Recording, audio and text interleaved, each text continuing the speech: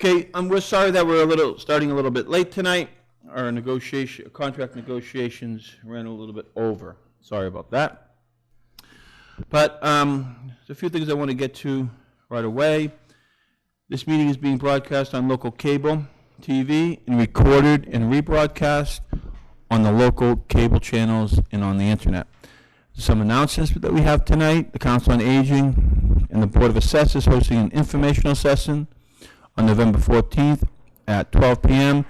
and December 5th at 5:30. And where would that be held? At the Council on Aging. The Rural Policy Advisory Committee listening session is November 14th from 6 to 8 at the Newbury Town offices, and that's at 12 Kent Way in Newbury, Mass. Information about that is on our website if you want to go over there, and I'm told that they will listen. Town offices will be closed on November 22nd, observance of Thanksgiving, and November 23rd. The holiday tree lighting is Thursday, November 29th. It starts at 6:30 and it's on the training field. Please spread the word. There is free hot cocoa and cookies. The Marine Corps toys and tots, new and unused unwrapped toys may be dropped off at the Public Safety Complex at 401 Main Street starting November 1st through November 3rd. I would encourage that. It's a great program. Joe, do you have any more announcements? Archie? Angus? Mary, are we all set? Okay, we're going to run right up to these appointments because their meeting started 45 minutes ago. Request for appointment to the Council, Sudarte and Dot Kavanaugh. Could you come on up, please? How far? Right here. You can come as far as you like. If you have any cookies or anything like that, you can come right up here. Mr. Chairman, I just have a question for the council before we start. Just a clarification. MGL Chapter 10, Section 58 talks about the Cultural Council appointments. Says members of local and regional cultural councils should be appointed for staggered terms of 3 years, and any such member shall not be appointed for more than 2 consecutive terms. So what does that mean? Mike, please? Yeah. Could you use the microphone over here so if they need to talk, they can use that one, please? Thank you. I just want to make sure we're doing it That's a good the way we question. should. Huh? Okay.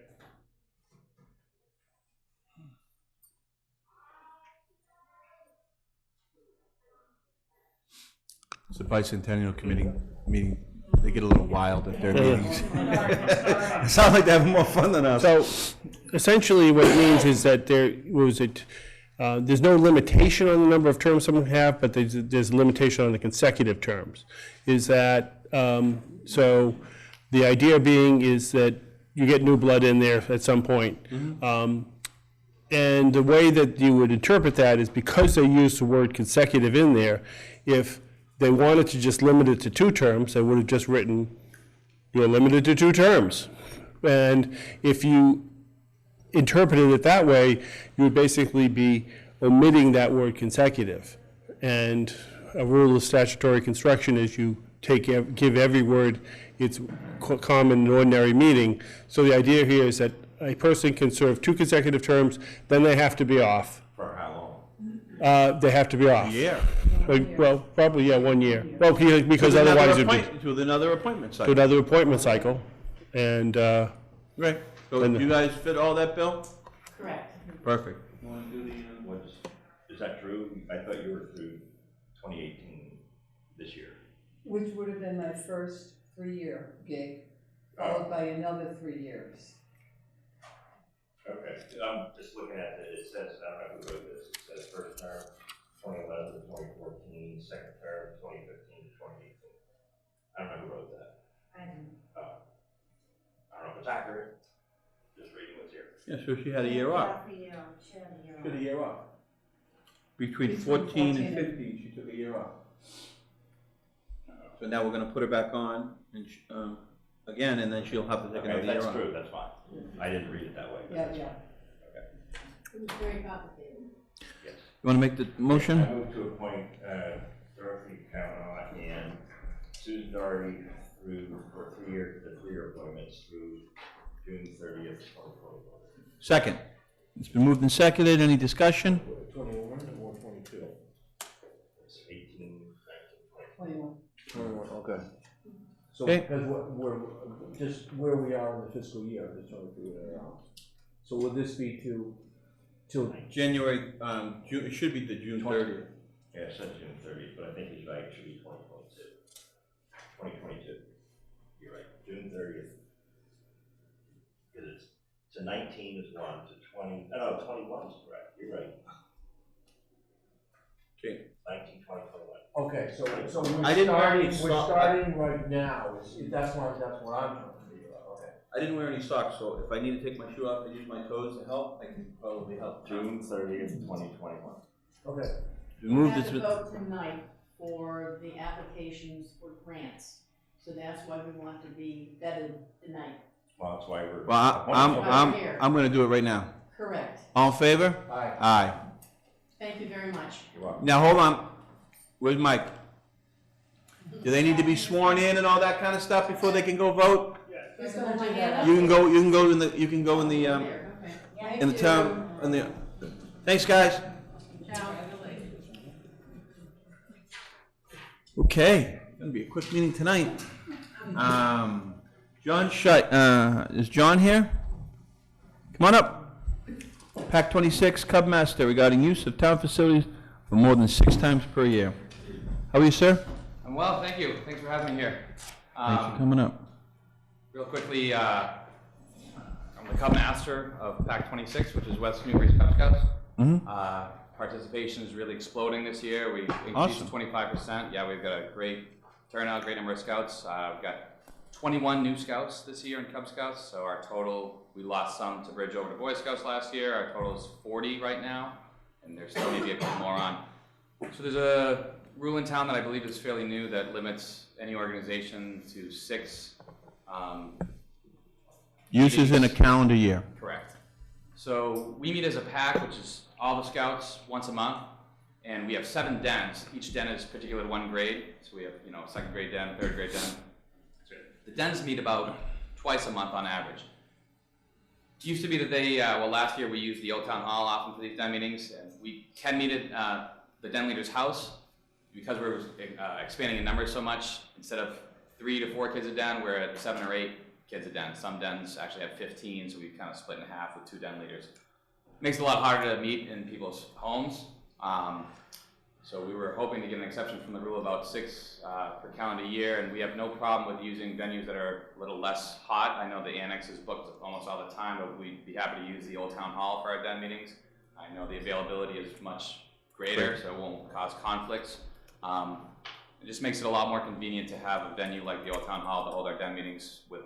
Got it. I would say, I appreciate the hours that you volunteer for the Scouts. I think that's extremely commendable.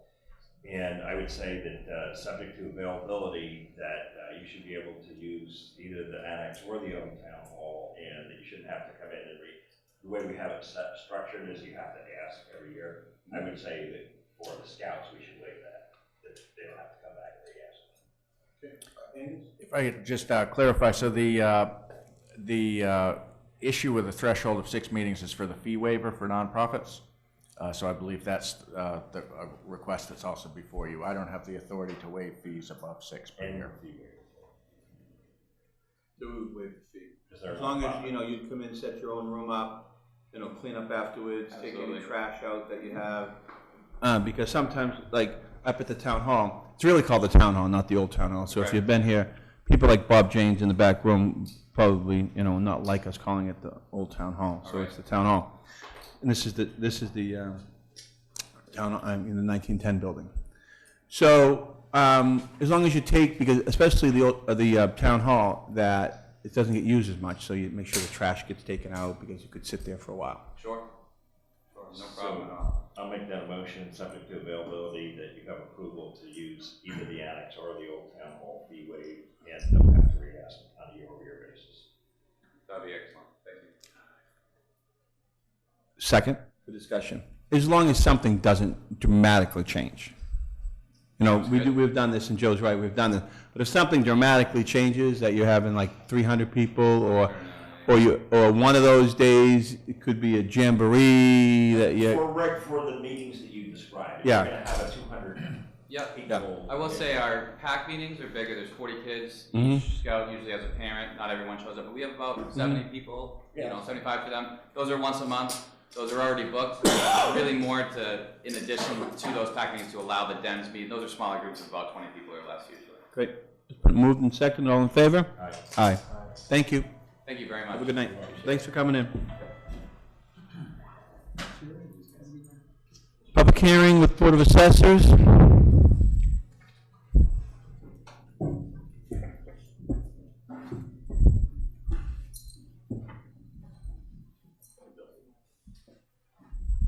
So I'd like to open up the public hearing. Second. All in favor? Aye. Hi, guys.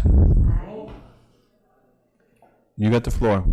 As long as these are movable, get them in front of your mouths, please. So the Board of Assessors has had all their valuations approved in new growth, and we now have to present to the Board of Selectmen recommendations to either do a split tax rate or a single tax rate. And the assessors recommend to vote to do a single tax rate. We have commercial and industrial 26 taxable properties, and if we split that rate, it would end up really hurt and burdening the commercial and personal property. We vote not to do that, would say, recommend not to do that. So the reason why you say that is because some towns charge their business and industrial a lot higher Yes. per thousand than their resident, but you're saying that we should keep it the same. The same. Because the split in West Newbury is 97% and 3%, whereas like Wilmington is 50-50, and it makes sense to, I just wanted to make sure everybody knew what you were talking about. Just so people know, it would be, even if we did that, it would be benefit to the residential people would be inconsequential. Right. right, and it would put a huge burden on the commercial. Mm-hmm. Okay. We also want to recommend the excess levy capacity.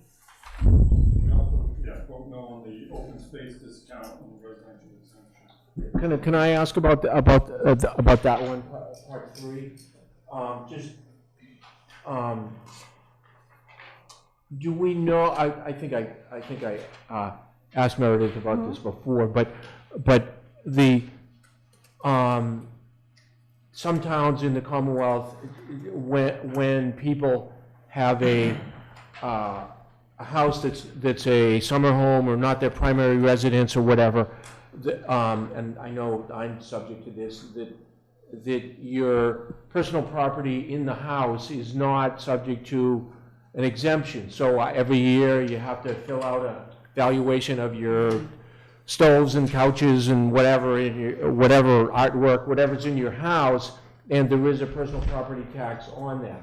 Not knowing how we would ever know this, but do we know if there are many residential properties in West Newbury that are summer homes or not a person's primary residence? Is it, in other words, are we throwing away some valuable residents that other towns revenue that other towns are collecting? I'd say it's predominantly residential. There's not a lot of second homes in West Newbury. More so Plum Island and Newbury would be somewhere would have that. Right, but do we have any idea of how to know that? We could put out a survey. We have not done that. That's something we could do, a survey of that, but most people return their sales questionnaires, and every time we sell they sell a home, we send out a packet, and they send it back as that's their domicile. Few people that don't, it's an income property, things of that nature, not as much as a second home have gotten minimal. Feel comfortable with that? I guess. Okay. Keep on going, please. So we were given the levy using $13,789,329.16, and with our valuations divided by that would give a potential tax rate with all the approvals of $14.57, which is 1 penny increase this year. The values have gone up, so the rate didn't go up too much, 1 penny. If The rate, that- yeah, well, the rates didn't go up 1 penny. The rates went up 1 penny, but the evaluations went up. Went up. So your tax bills went up. They did. Okay. I know, it just, I like to make sure people understand that when they say, oh, we only raised a penny in tax, they forget about the other end, Right. the evaluations. Does this include these calculations? For example, the average tax bill is quoted as being 8,301. Does that include the CPA or not? No, that does not. It does not, CPA, okay. No. Any more questions of them? No. And so, we also have to let the Board of Selectmen know the excess levy capacity is $528,710.84. Mm-hmm.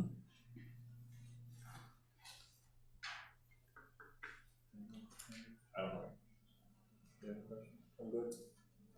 Okay, Let's make a motion to adopt the single tax rate and a vote to not adopt the open space discount, a vote to not adopt the residential exception, and a vote not to adopt the small commercial exemption.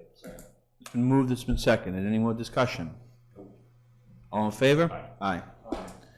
Thank you. Thank you. I ask you all to sign on to Gateway later on so we can submit. I have absolutely no idea what that means. You know, they tell us. I know, but I know, but I don't sign on. Somebody always hands me something that I sign or something like that. Okay, can you help me with that one? Yeah, we'll get you what you need. Yeah. Okay, thank you. Make a motion to close the public hearing. Second. All in favor? Aye. Okay, next thing on the agenda. Why don't you tell me, why don't you say it for me, Archie? Oh, no, I have it here, sorry. Just some paperwork there along with it. Is discussion of CPC surcharge and the opportunity to discontinue. This request was put on the agenda tonight by Mr. Tom Atwood. Is he in the audience? Hey, Tom, do you have anything that you'd like to say about this?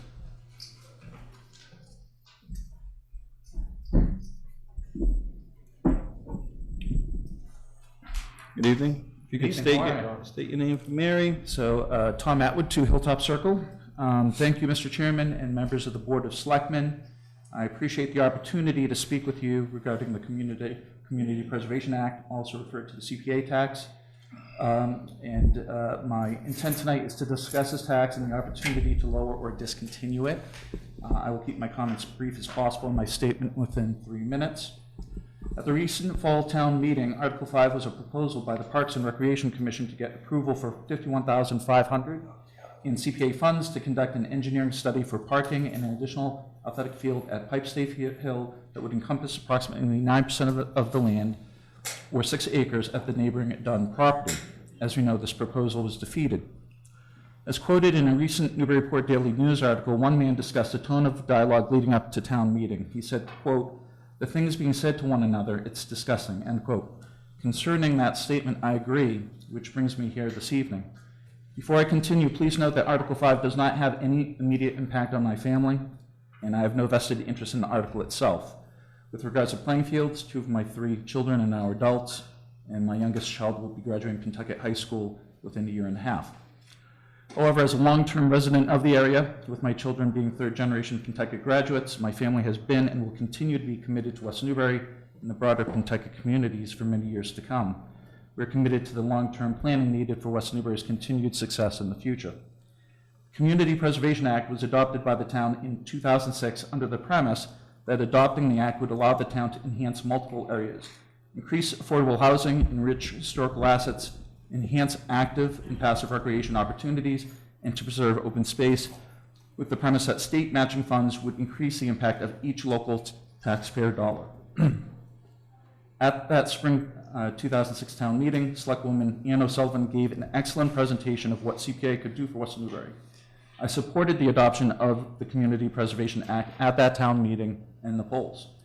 I later had the opportunity to be a member of the Community Preservation Committee as the Selectmen's representative. I believed, like Ann, that CPA could do great things for West Newbury. However, I can no longer believe that to be true. In the nearly 13 years since CPA and the CPA tax adoption, the results are disappointing.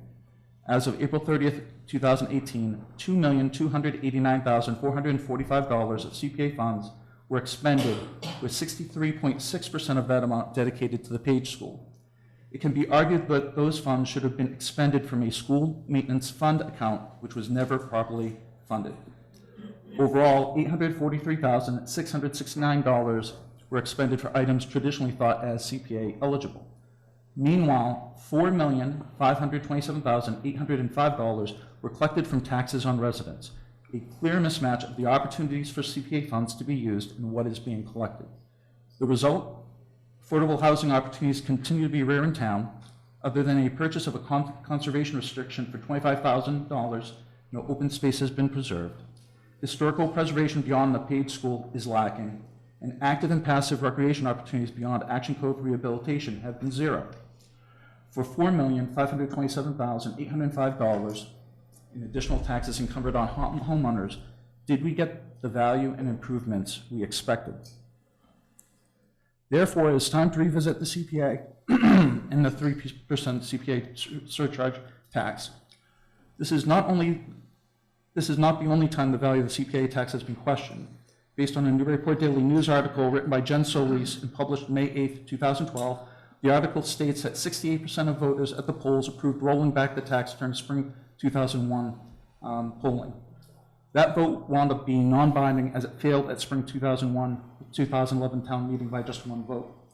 The rollback passed at the following fall 2011 town meeting by 113 to 89, but failed at the May 2012 polls by only 13 votes during a low turnout election due to the get out the vote efforts by a special interest group. Following that rollback failure, a town resident was quoted in the article saying, quote, "The voters did not allow themselves to be distracted by pettiness and short-term differences of opinion. Instead, they have shown that they are committed to making sound financial decisions and to taking the long view and planning for our future," end quote.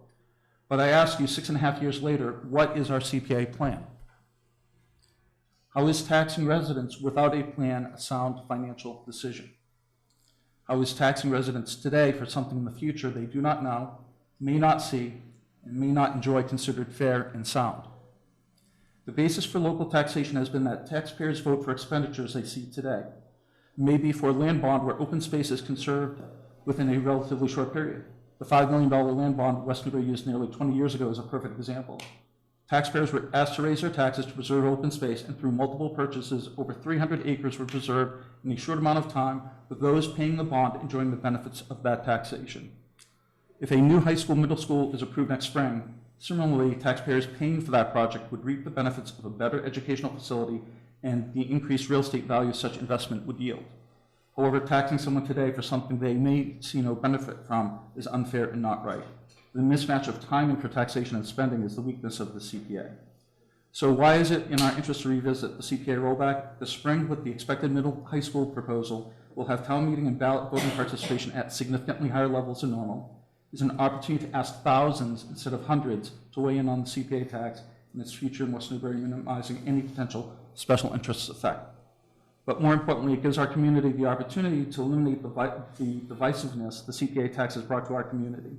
Reading the social media comments earlier this fall regarding Article 5, it became incredibly apparent that social media can not only spread misinformation in national elections, but in local matters as well. During that online debate, I became extremely concerned about the misinformation and tone of many comments. In response, I commented that if a well-thought-out, data-driven plan was brought forward by the Parks and Recreation Commissioners and such article was voted down, I would initiate a CPA tax rollback initiative. What was presented by the Parks and Recreation Commissioners was extensive. We learned more about turf management plans than I ever cared about learning. We learned that the field's capacity issue is not as simple as putting up some lights to gain additional capacity at already built fields. As a parent that once had to contend with parking issues at Pipestave Hill and then later hearing complaints during my time as Selectman, I thought an engineering study would be a perfect approach to investigate the long-term parking issues that have long plagued Stave Hill, and often cause disagreements between sports organizations, the Parks and Recreation Commissioners, and the Riding and Driving Club. Following the Article 5 rejection at the fall town meeting, a man sitting next to me that I did not recognize and never seen stated, quote, "That's what they deserved for proposing a swimming pool," end quote. I quickly realized that with online misinformation, the poor dialogue between community members, and the disheartening discussion at town meeting, the CPA had become more of a negative factor for West Newbury than a positive factor it was intended to be. Tonight, I am announcing the beginning of an effort to roll back the CPA tax from 3% to 0.5%. Why not 0? 1, I continue to believe in the premise of the Community Preservation Act. The 0.5% level allows the town to continue to participate in matching funds to some degree. Reduction to 0 would remove the town from any future state matching opportunities. 2, the reduction to 0.5% can be considered temporary and give the chance for the town to produce a long-term plan for CPA funds. A plan is needed for financial soundness. Today, we have no plan. Plan is needed before revisiting 3%, and this is an opportunity to update a community master plan. 3, at 0.5%, we will continue to invest in our community at a level better matched to expenditures to date. Before moving forward with the citizens petition, I want to give the Selectmen the opportunity to weigh in on this very important subject. This discussion is not intended to put the Selectmen individually or as a board on the spot regarding the Community Preservation Act and the CPA tax. However, the Board of Selectmen should have the opportunity to act if they choose to do so. What I'm asking is that if a citizens petition for CPA rollback is brought forward for spring 2019 annual town meeting, that the Selectmen agree to put the CPA rollback on the spring 2019 ballot the following week. That is my request this evening. Thank you for your time and consideration regarding this important matter. Thank you, Tom. I just want to make one observation. That was much longer than 3 minutes. Sorry about that. You promised me it was only going to be 3 minutes. Sorry. I didn't time it enough. I'm just kidding. Joe, do you have any questions of Tom or any comments? No, just some brief comments. I mean, I think you make some very valid points. I know the past votes have been very close on either side. And I'm not sure how I feel about it today to respond like yes, no, maybe. I'd like to think about this a little bit and perhaps get a wider sense of opinion from the community. And I understand do a citizen petition also, but I'd like to just listen and hear more from others. Archie, do you have any questions or comments? Tom, what you mentioned approximately 4.2 million that's been collected in taxes. Is that correct? And it's 4.5, and I got that from the frequently asked questions from the Parks and Recreation Commission. 4.5. Okay. Yep. How much of that was matching money? Do you know? I do not have that number here, but my understanding is that the matching dollars have actually been going down over time. Oh, it has, but it's still, it is significant, though. Percentage. Yeah. Does somebody have an answer to that in the audience? The Sorry, reason, Ian. the reason they've gone down is there's more tax petitions. And the city of Boston has just started to belong, so that's going to, that's, Do you have an answer? Yeah, it's about 50%, Archie, for the past 3 or 4 years. okay, In other words, we're getting about 300-some thousand, and total is about 450. okay. Okay. So I guess the question tonight, obviously it's pretty new. You just came. We want to have a discussion and feel about it, but you'd like to have some support, knowing that if you came forward with a citizens petition, that the Board of Selectmen would put it on the ballot. Because my understanding is that if you didn't put it on the ballot, what would happen is the vote would still happen at annual town meeting, and then it would be delayed an additional year until the next ballot, unless you ran a special election. And I think that the opportunity that we have is that, again, we're going to have thousands of people voting this May due to the high school project. Mm-hmm. I think you're going to get a much broader participation from the community to be able to get a much better understanding of their thoughts. Wants and needs, which I would agree, rather than having only 400 people come out. Exactly. And that would be good. Yeah, to get a better cross-section. Now, I don't know about the ballot. Why are you saying that? You know more information than I do. I thought if a citizen petition came forward and it said, so we have no choice to put it on for the town meeting, are you saying that we would have that ability to keep it off the ballot? I thought we didn't. I thought from the many years ago that I sat in the chairs where you guys are, that basically that if a citizen's petition came forward, that was for town meeting specifically, not for the ballot per se. Interesting. Well, Okay. Does I know a repeal requires both a town meeting vote and a ballot. Correct. Does a reduction to 0.5% require a ballot? Yes, okay. I'd put it on the ballot. Right. I'm And we had two very different outcomes the last time it was on the ballots. 2011, 68% Yeah, right. said, let's roll that back, but it failed by one vote at town meeting. And then the following year, the following fall, it was at the fall town meeting, passed at fall town meeting, but then failed at the following spring vote. Okay, thank you. Okay, next. Oh, I'm sorry, Bill, my mistake. Yeah, no problem, thank you.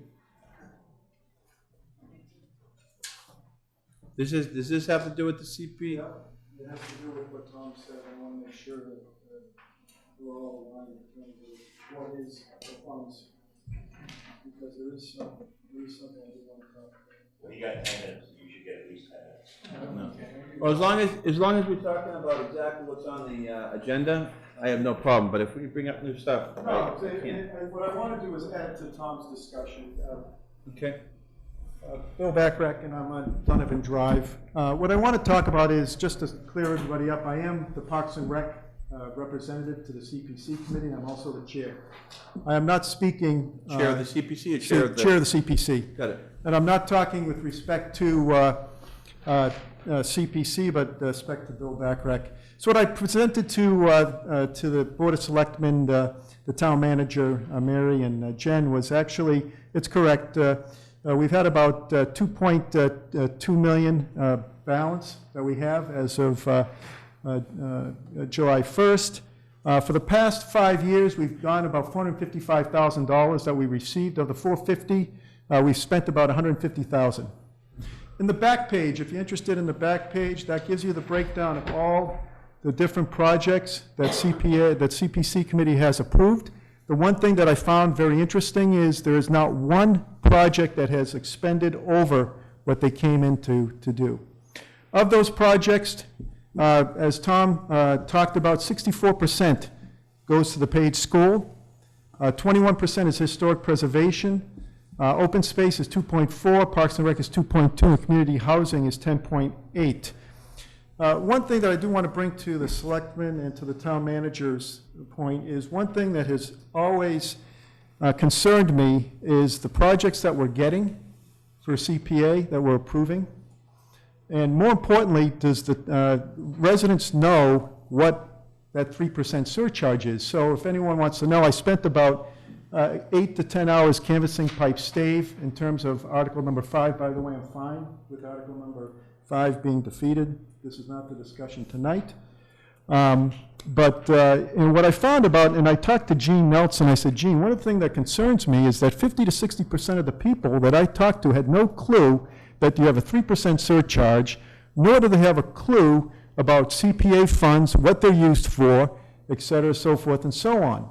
So one of the things, Joe, I know you're on that committee, one of the things I asked Gene on Thursday is, what can we do? What is it that we have to do as a town, and maybe even a CPC, in order to provide more visibility to these funds, and what is the game plan that we want to do with the funds? Because it looks to me, over the past 15 or 14 years, this is pick and choose, this is whatever is, we need it for. It's not, and I think, Angus, you've talked about it, what is the long-term plan of the town, and how does everything fit in?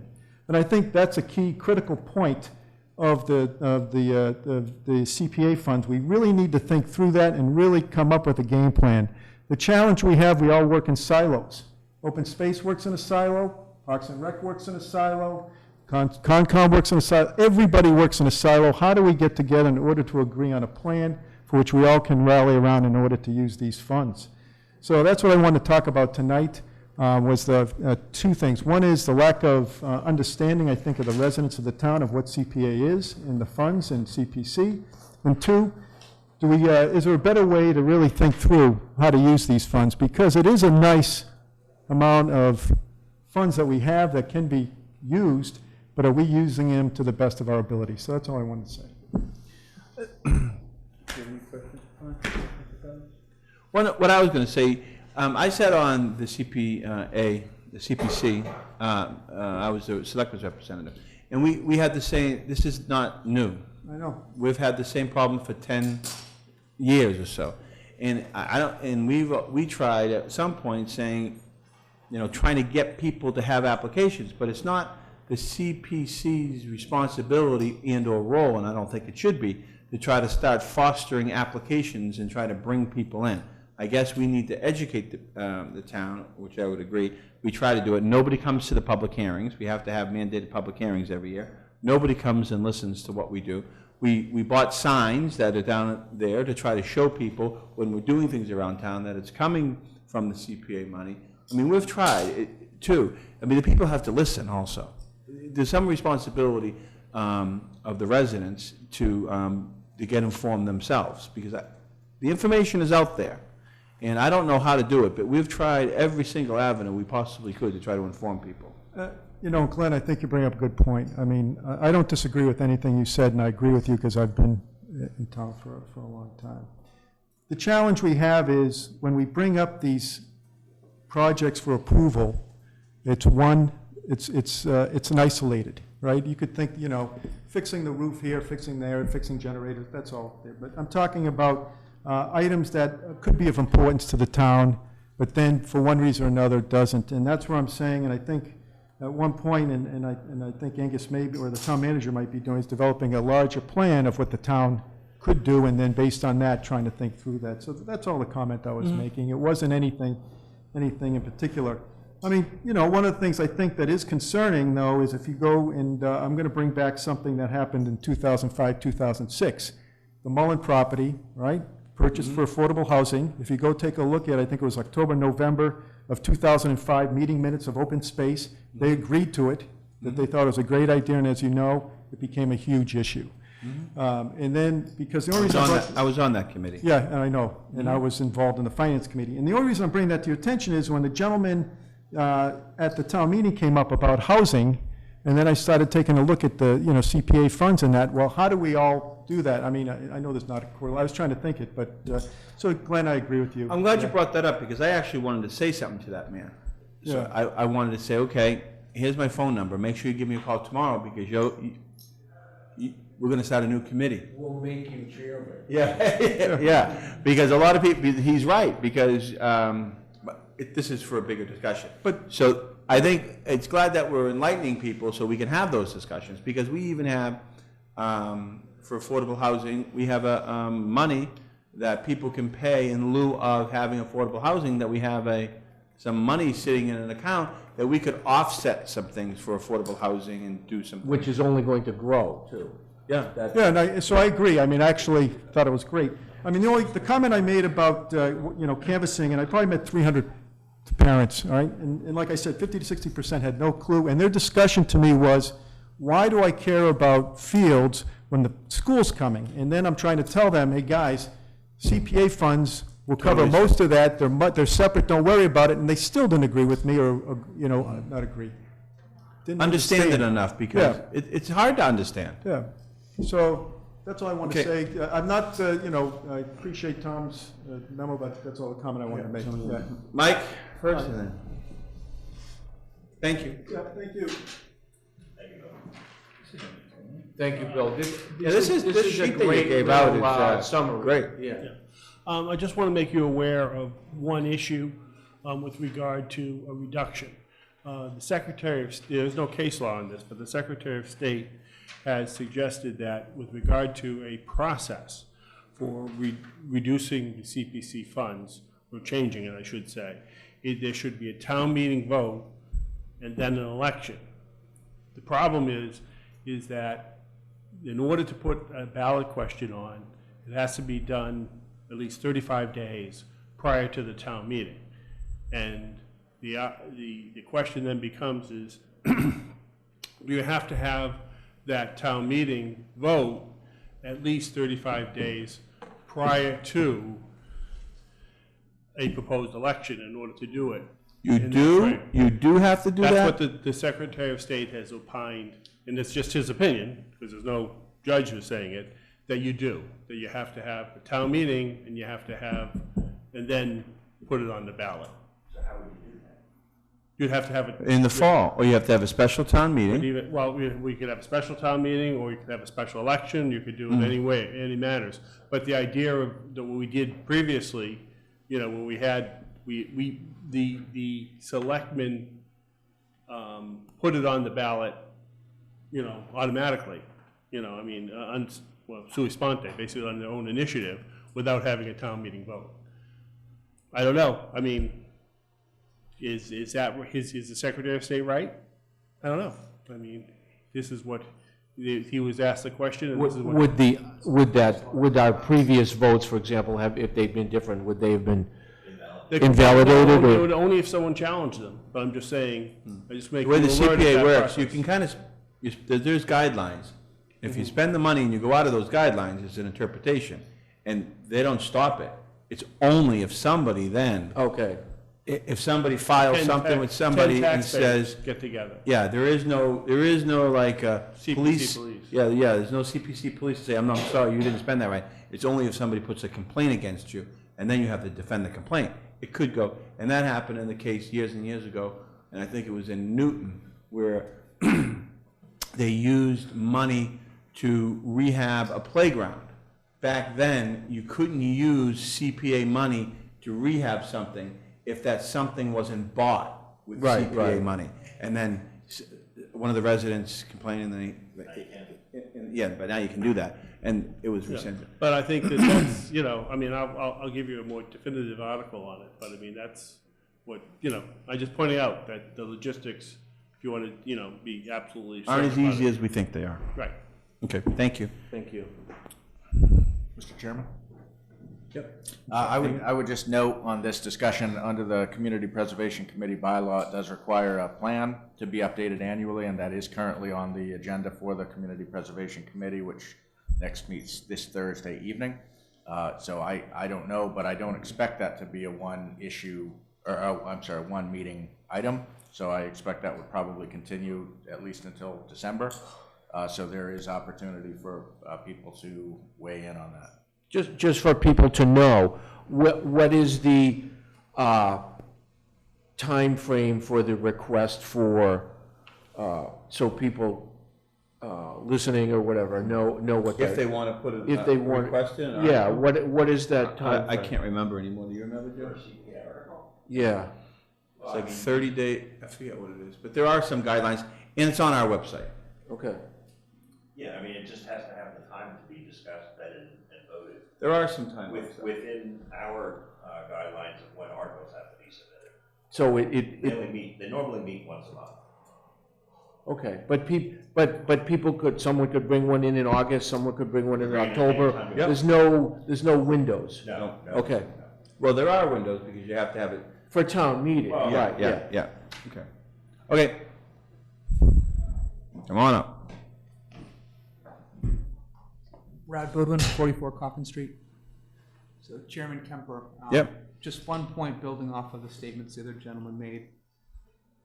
And I had recommended it, I think, when we were coming up with our warrant for the last year's spring meeting, but one recommendation just to help better explain where the CPC funds are coming from. It's like if you look at the article, so for last year it was Article 13, you know, it talks about the CPA funds, and then for all our articles we have a funding source. And right now, what it lists is Community Preservation Annual Fund revenues. And I remember when we were coming up with that language, I kind of disagreed with it, only because I thought its meaning was not clear. Because it's like, oh, it's coming from these revenues that we have sitting around. But I thought a more appropriate term would be 3% real estate surcharge.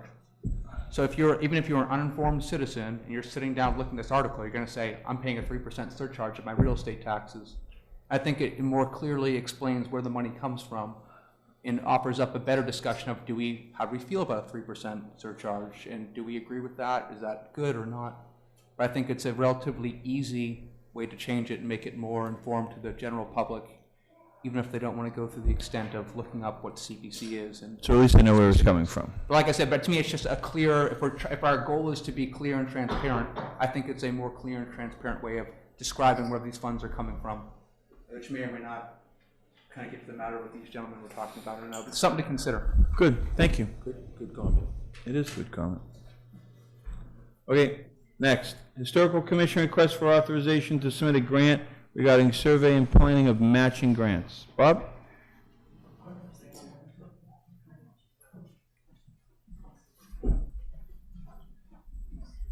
Gentlemen, Good evening. we have in front of you an application to the Massachusetts Historic Commission to do a second round of historic inventory, and we'd like your approval to proceed. Angus? Do you have anything? My only question would be, I know Jeff Pluley has provided a lot of the effort on the grant paperwork with the state for the current round and is no longer on the commission. So I just ask, is there a different member of the commission who's going to be leading the charge on that paperwork? Or It looks like it might be me. The paperwork's already filled out. They have a copy of it. All I'm waiting for is approval, and I'll mail it into the state. Well, I'm talking about the what we're doing now to close out the first grant. That, I'm not sure. He still hasn't heard anything from the state yet. The last time I talked to him over the last part of last week. And the state is still doing their thing. Right.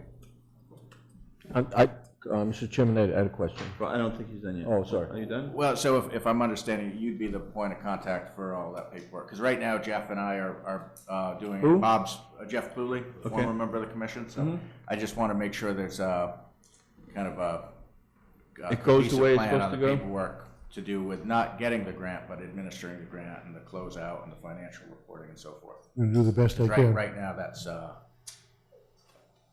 Okay. being done by someone who's not on the commission and Okay. the office.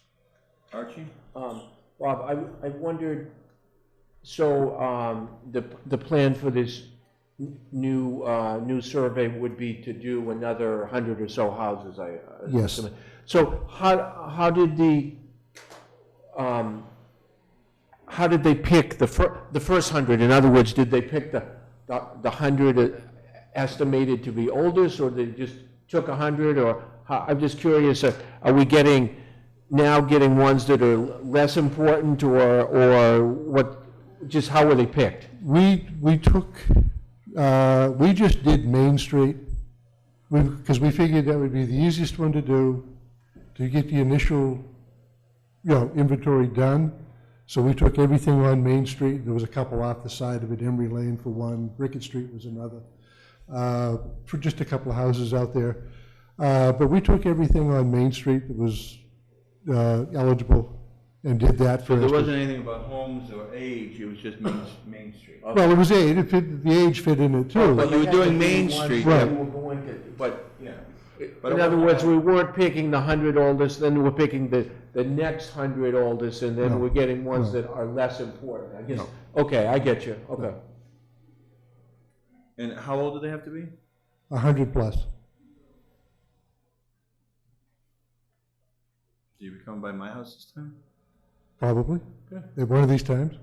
Yours and mine and a couple of others in town. Forbes Story Hilltop Circle. Do we know the total number of 100-plus-year-old houses? In other words, this second round is just another portion of them. How many more rounds would it take to complete the 100-plus-year process? When we first did this, we figured 300. I think if anybody remembers being at town meeting when we first applied for this, we wanted to do $66,000, which would have done, in our estimation, the whole 300. In hindsight, going through what, the year it took them to do the first 100, to do 300 in a whack would be almost unrealistic, in my opinion. Because there is a certain amount of time given by the state that you have to do certain things to have it done. And to do 300 in the same time period that they did 100 would have been, I don't think they could have done it. So the answer to your question is we have 200 more, and this will take, this is, get us two-thirds there. If the state goes along and agrees to do it. Would any of this be, just sort of a throwaway comment, but would any of this be reportable for the bicentennial? Is there any of this information that would be useful in that context? The first 100, yeah, we have that. We have a map already done by the Merrimack Valley Planning Commission that shows, they're plotted on a map of the town. I don't remember exactly where the book is now. Either Gene Nelson has it or it's in the town clerk's office of all the 116 that we've done with pictures and information and all that kind of stuff. And there is a CD there too, and it's, part of it is going to be put on the town's website. They're going to be doing them in batches of 100, so you kind of have to scroll through them, but you know, it will be available on the town website. Any other questions? If I could elaborate on the, I've met with Bob a couple of times on this. We're looking at, we've invited a scope of work from Merrimack Valley Planning, which would allow the Form Bs to be linked directly through the online My Map. So if someone clicked the parcel, it would link to that survey and they could pull it right up. So that's some additional programming on their side. So they are working on a proposal for us, which will, when we get it, we'll go to Historical Commission, which if they support it would then potentially be funded. So in the meantime, we're putting them up on the website in batches, but I think if we can get to that next level, it's going to be even better in terms of accessibility to the public of this information. Good. Joe, do you have any questions? You? I move to. Oh, no. Oh, no. I move to approve the Historic Commission request for a historic site survey grant. Second. It's been moved and seconded. All in favor? Aye. Aye. Thank you, Question for gentlemen. you. Yes, sir. You know the house across the street from me? Yes. Hobson's old house. Yes. Young couple bought it. Yes. They're going through it. Yes. They're giving me a lot of paperwork and a lot of old papers of the town. Do I give that to you or I give that to Jane Weil?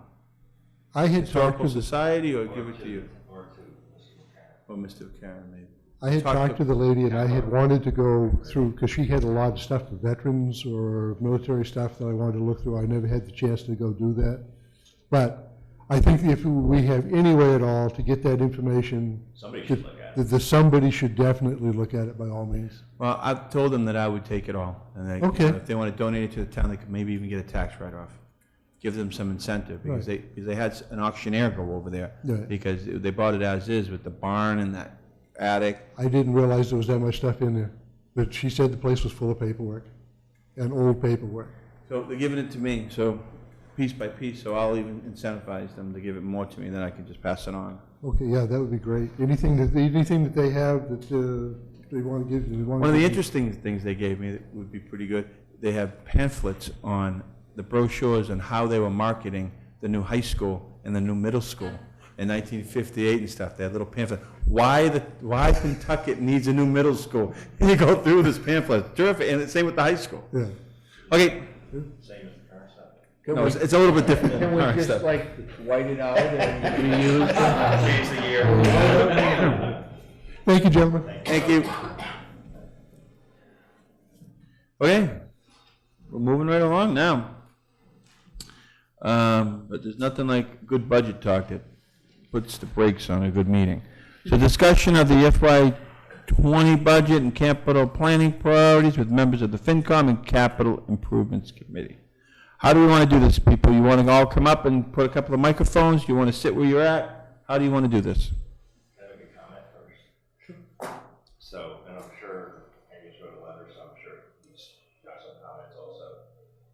But just to open from a very broad stroke, the selectmen have to, or are required to write a budget message and a budget calendar at one of our next two meetings. So this is primarily meant as a listening and discussion session with all the involved parties. So thank you guys for coming in, and that's all.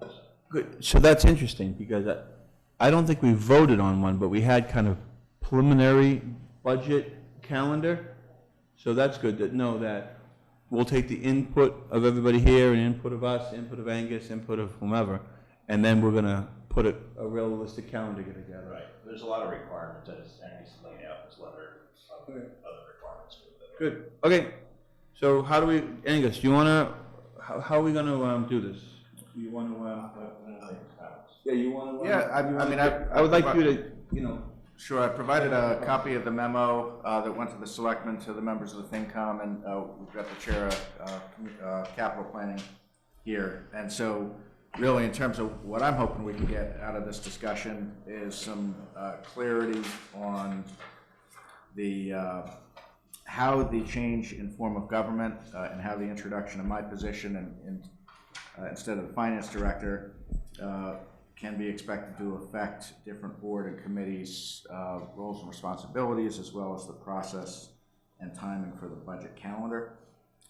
So I think budget and capital are both big discussions. I don't know if we want to take them in turn or try to talk about everything all at once. But I think the sooner that we can get a calendar out there, the better. I think I'm assuming there would be the sequence would be department heads submitting budgets to me putting that together into an overall budget that I would then submit to the FinCom, I believe. But again, with the selectmen, that's what I want to understand is how is that sequence going to go? And then, as you said, Chairman, we can have a calendar that matches that sequence. Okay.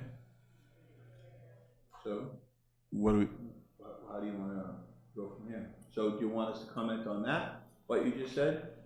Sure, yeah, I think one of the material items is going to be, at least from my understanding, is going to be the role of the FinCom relative to how it's been last year, as well as the Board of Selectmen, to how that's been. In budget preparation. Correct. Okay. Well, the only change is you're going to be doing the budget as opposed to a finance director. That's a change, right?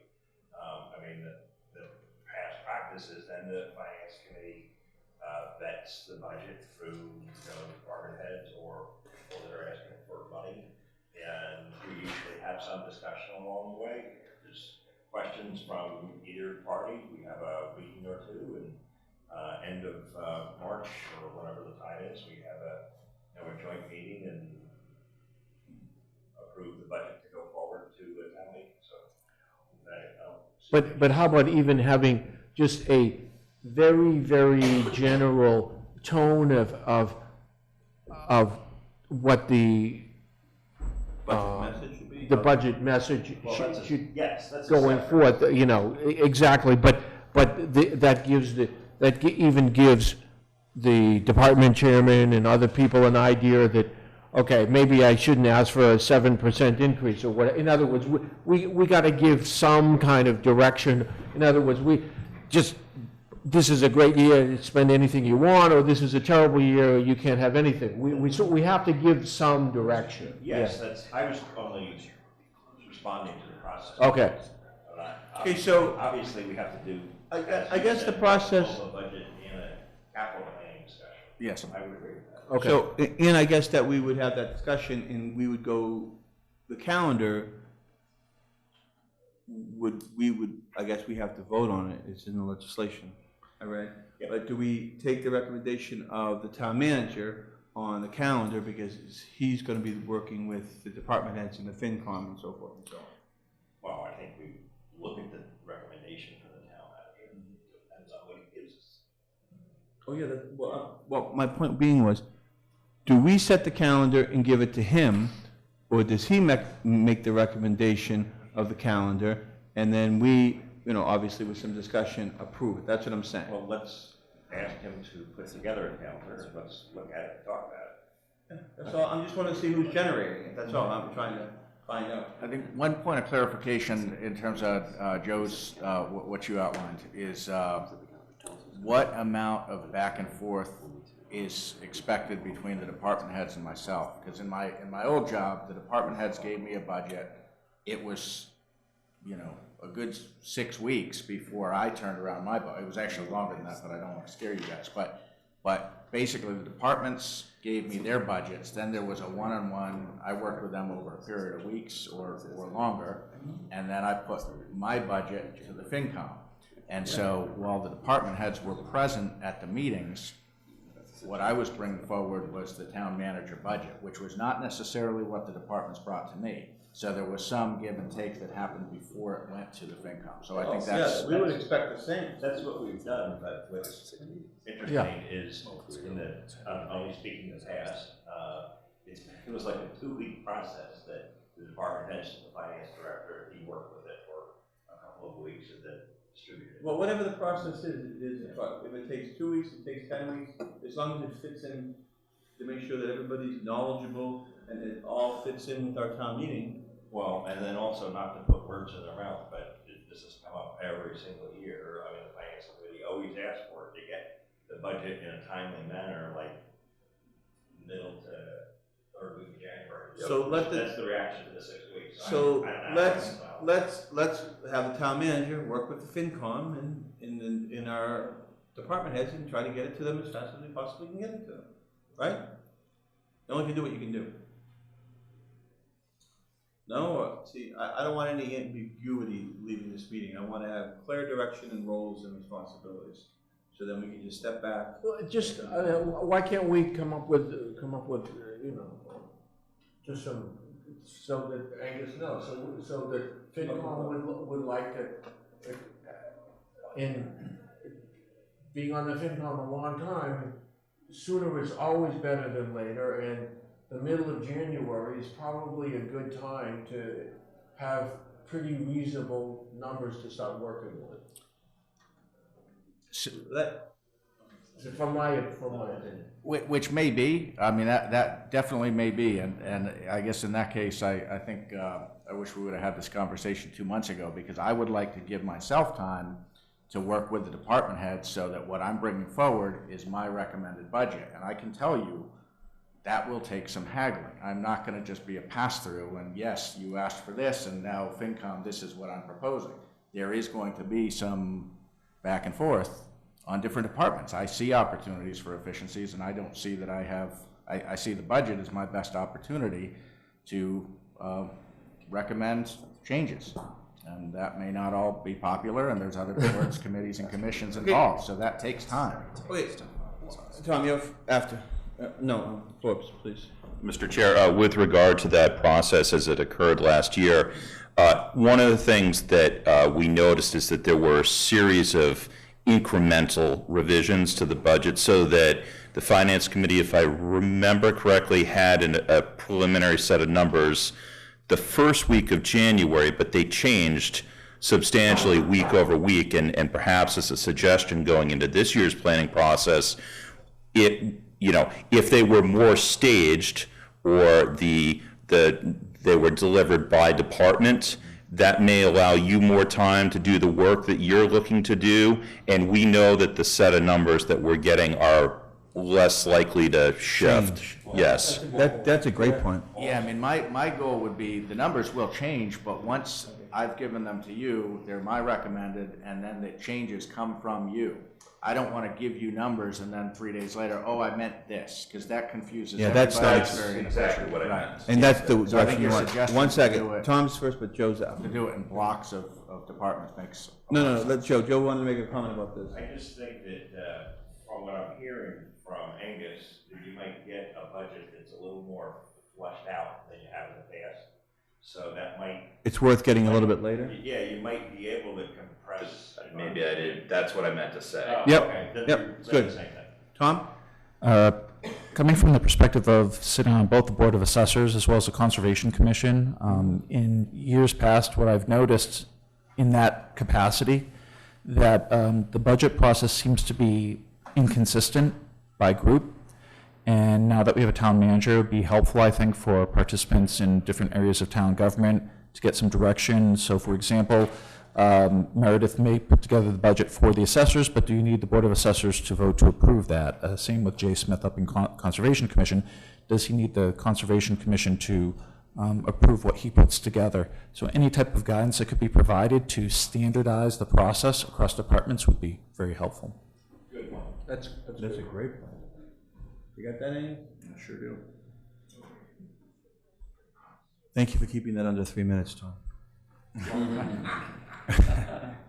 Okay, Okay, so now, do we feel comfortable about the budget process, and you're gonna work with them and all that? Yeah, I do Calendar. think that, I don't want to push anything quicker than people are ready, but I think it might not be premature to pick a date, even tonight, that I can push out to department heads and, boards and committees that have their own budgets for the initial submittal.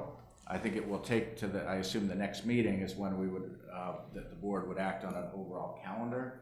But I think I'm feeling the need to get that date out ASAP. Do you want to have a discussion? Okay, 1 second, please, Angus.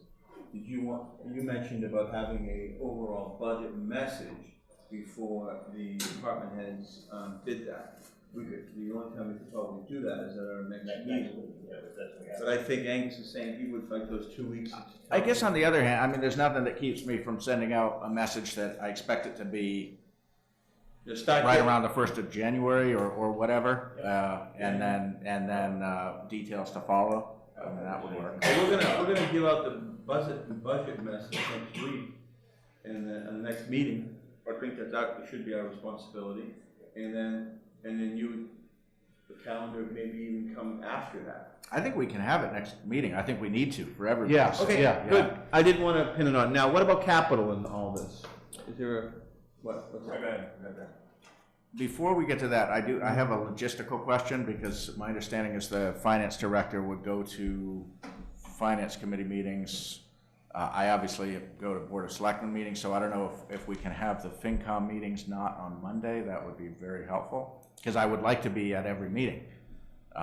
So I just wanted to address that. Why don't you guys take that under advisement? I inherited Mondays, so wasn't our choice. Okay. We all inherited the day. We'll talk about it. Good. Great. Okay.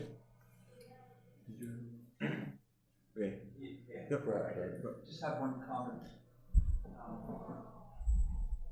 After you meet with the department heads, would any cost of living pay increases already be flushed out, you think, before it be presented to us? Well, that's a really good question. In my former position, part of the guidance that the town council in that case, or the selectmen in this case, would provide at the outset is what cost of living they were going to recommend. With that said, that was always they would always revisit that at the end, because they're getting basically blocks of budgets as they go until until they get the whole budget. They don't see the bottom line impact of the changes that they make as they go through the process. So there were times they would get to that bottom line and say, whoa, we want to go with a lower COLA, or they might go with a higher COLA. But it kept people on pins and needles a bit, but basically that decision-making was centralized with my office and with the elected officials. And I would report to the council on a regular basis, this is what a 2% would cost townwide, this is what 2.5%, this is what 1%, and it's a very different culture. There were many years they didn't have COLA. I think we should give some. I think it's important for us to give some type of direction. And I don't know why we can't at least have an opinion upon that for our next meeting. Correct. Yep, I would agree. And Okay. To your point, that's at this point in time, it could change in a month or 2 months or 3 months. Right. Yeah, what I could do is, we have obviously some contractually obligated raises in cost of living. They're kind of locked in. Yeah, so those are locked in. But beyond that, we could run some numbers on what the bottom line impact would be of COLA at different levels. Yep. Okay. Did you have any more? Yeah. The other thing I just wanted to kind of reaffirm, just after reading the memo, was I thought another problem we had in the finance committee was sometimes when we were trying to assess the budget of any department, we might be looking at, why there was a big jump in any given expense category. And at least in the previous budget cycle, it was hard, because when you start trying to ask questions about what happened last year, how much was spent, it seemed to me like even the finance director wasn't really sure how much was spent where. So you're asking for. But I think perhaps related to just like the state of like the chart of accounts for the town and the software used to like generate that chart of accounts. So I think in general, I would be strongly in favor of something that simplifies the chart of accounts so we can find out where our money did go. So we're trying to find out if we really did need to spend money in a certain account. what past Expenses in one expenses have particular been. thing, you're asking for $75,000 this year, well, how much did you spend last year? like, I don't know. well, we're getting like I mean, it's fuzzy a answers. Yeah. total problem. Some departments are very itemized, some it just says expenses, and you don't even know what it is, so. Or what they're but using what- it on. But that's, Angus will get into that, yeah. Well, and we're fortunate to have the town accountant and the treasurer here tonight, and there are reports that can be run. Our software can do it by department, and I would invite Lori if you want to add to this, but let's say you wanted to know FY18 complete year, what was paid out of this line, or out of this whole group of this department's budget. And we can run that report, and that's an easy report to run. When you get, the chart of accounts is a huge problem, but if you're looking at a specific section of the budget, those reports we can run. So can I ask you a question about this? This is interesting. So the functional. So I see the department heads coming in with their budget and explaining, obviously, the monies that they want to spend to the town manager, him working with them, then meeting with you.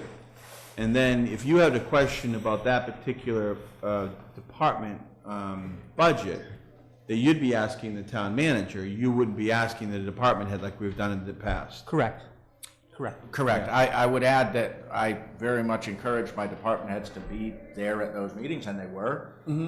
But they knew, and the FinCom knew, that it was, I had to defend it. I might look to them to say, give me some backup, but ideally I'm well enough prepared at that point that I really understand what those matters and I can defend it. Okay, I just wanted to throw out some food. Thank you. Yes, thank you. I wanted to throw out some food for thought items that we may or may not want to talk about when we do our budget message. One is where we want to target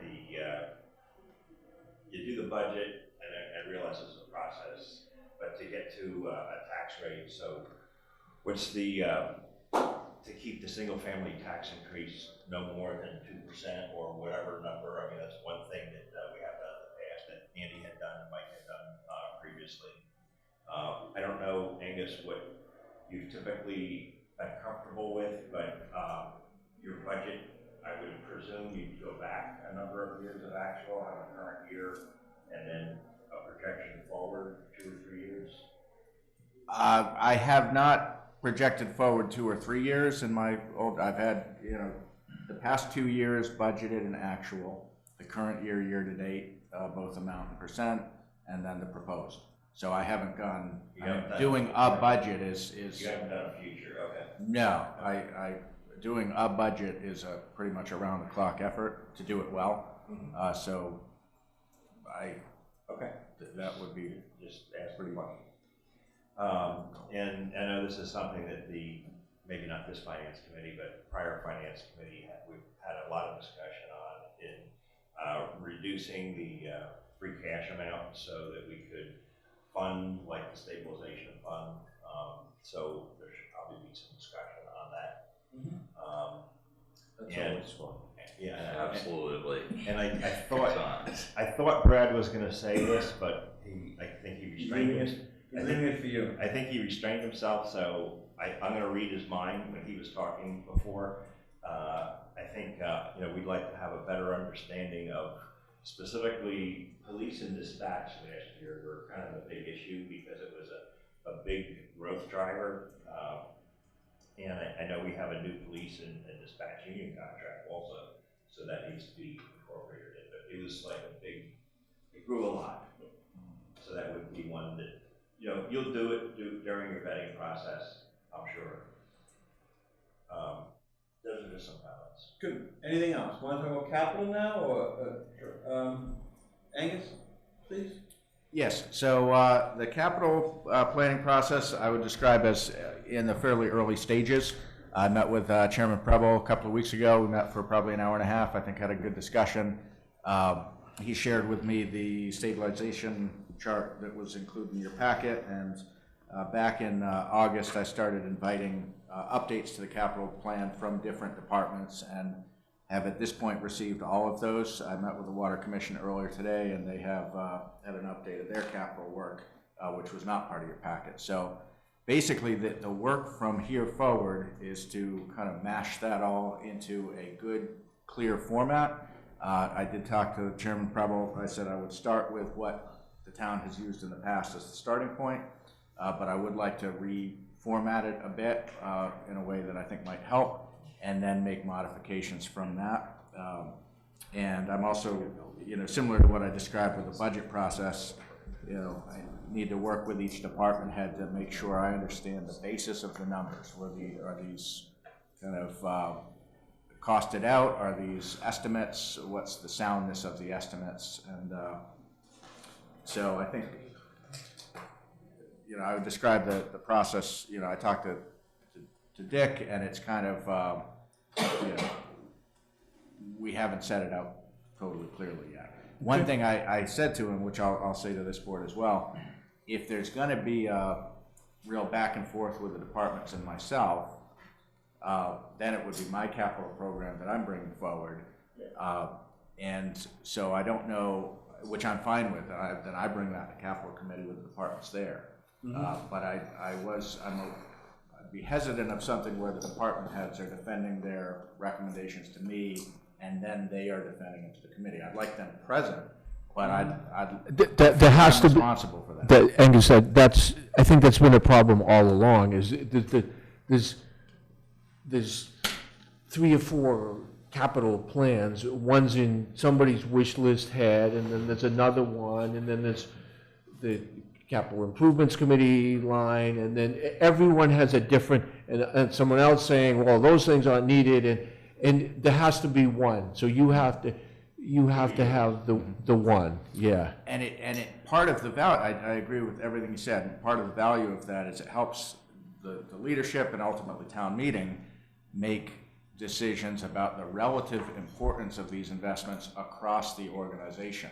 So you're not, one night focusing on police and you give them everything, and then you get to the last one and, oh, we already made all these commitments, so you're out of luck. You've got to look at everything comprehensively. Holistically, and somebody has to make that judgment. And it's like the work that the finance committee does, the work that the capital improvements committee does. They kind of look at the current year, or look at the whole plan, but then look at the current year projects. But I agree with everything you said. And that's something, obviously not this year, but next year would be, ideally done like August, September, October. And I agree with that. I think, whether it's my first year, I felt all along late October I wouldn't be able to deliver the type of work product that I am planning to deliver. I knew it would take longer than that. So probably this year is your best judgment number from a total that, we're not fully funding it right now, and that's an issue. So it almost doesn't matter if we're not fully funding it, and we need to get to that. And I also think it ties in with the chart of accounts, in my view, because right now we've got a stabilization fund where a lot of different needs are, when that money's put in there, there's a lot of different needs that's kind of earmarked toward. And I think, that may be fine, but something we might look at is breaking down those accounts to a finer level, so there's kind of stabilization for town buildings versus stabilization for public safety vehicles or whatever. In my old job, we had different, what we called reserve accounts, same thing as stabilization, but they were really finely tuned. So you knew if you're budgeting for a fire camera in year 3, you'd put $5,000 a year, and in the 3rd year you'd have your $15,000. It worked well. Good. Flips? Just a very fast add-on to that, that obviously was one of the first and primary recommendations that came out of the DLS report, was the creation of targeted accounts. Specifically, they mentioned capital improvements, but it falls in line with the discussion you were just having. Good. Okay, do we need to discuss this any longer? We understand that we want to have it on. Is there any more discussion? Anybody want to talk about it? So next steps then. So we Perfect. need to do a budget message and budget calendar. So I'll take the easy one first. I think we already agreed that Angus is going to do a draft, and then we're going to talk about it. Of the calendar. Of the calendar. Yep. And budget message, I have no idea. So I think us three need to have our own understanding of what the message needs to be. We should probably bring to the table our thoughts and have a discussion and capture it together. Yeah. And we'll have it by next week? All right with you? Can we make one recommendation for a budget message? No. Okay. Sure. Now I seem like a nice guy because I said sure. Not really. Go ahead. Anybody want? So along those lines, I suppose one of the primary points that the Finance Committee would like to convey, which has been somewhat expressed already, is that the feeling is the expenditure levels in the fiscal 19 budget significantly exceeded the revenue amounts, and we're hoping that as far as the upcoming budget year, that expenditures can fall more in line with a 2.5% revenue increase. Yeah, I mean, you need to add a new growth to that. Yeah, absolutely, but the numbers well exceeded that. So we're hoping that we can get a little bit more on target this year. And then the second point is that we're hoping that we can work towards more fully funding the stabilization accounts for targeted uses as we've discussed. But hold on. Yep. With what source? You're making a recommendation that we fully fund out of the budget, out of our line item budget? I think we all want to. No, we can't have this. Yeah, right. I think, but that's an easy That's too thing to much say, fun hey, for we tonight. make a recommendation that we want to fully fund our stabilization. I think we all would say that. Mhm. But the real discussion is, how are you going to do it? So we don't have to discuss that right. tonight. The but we one would sentence like answer some to that type of- is that's been defined through the DLS report. We should move toward that process. They have laid out a very clear set of recommendations. I believe the Finance Committee is in support of those recommendations. Okay. Thank you. Okay. We all set? Okay, next thing on the agenda, discussion of composition and the activities of the Personnel Committee. Angus? The Personnel Committee has an important role to play under the town bylaw and personnel policies, and part of my responsibility under the legislation is to oversee the administration of town's personnel policies. So what it doesn't appear the committee's met for a number of years, and so I'm basically looking to reinvigorate the Personnel Committee. And you do have three members who are duly appointed, so you have a committee that's composed.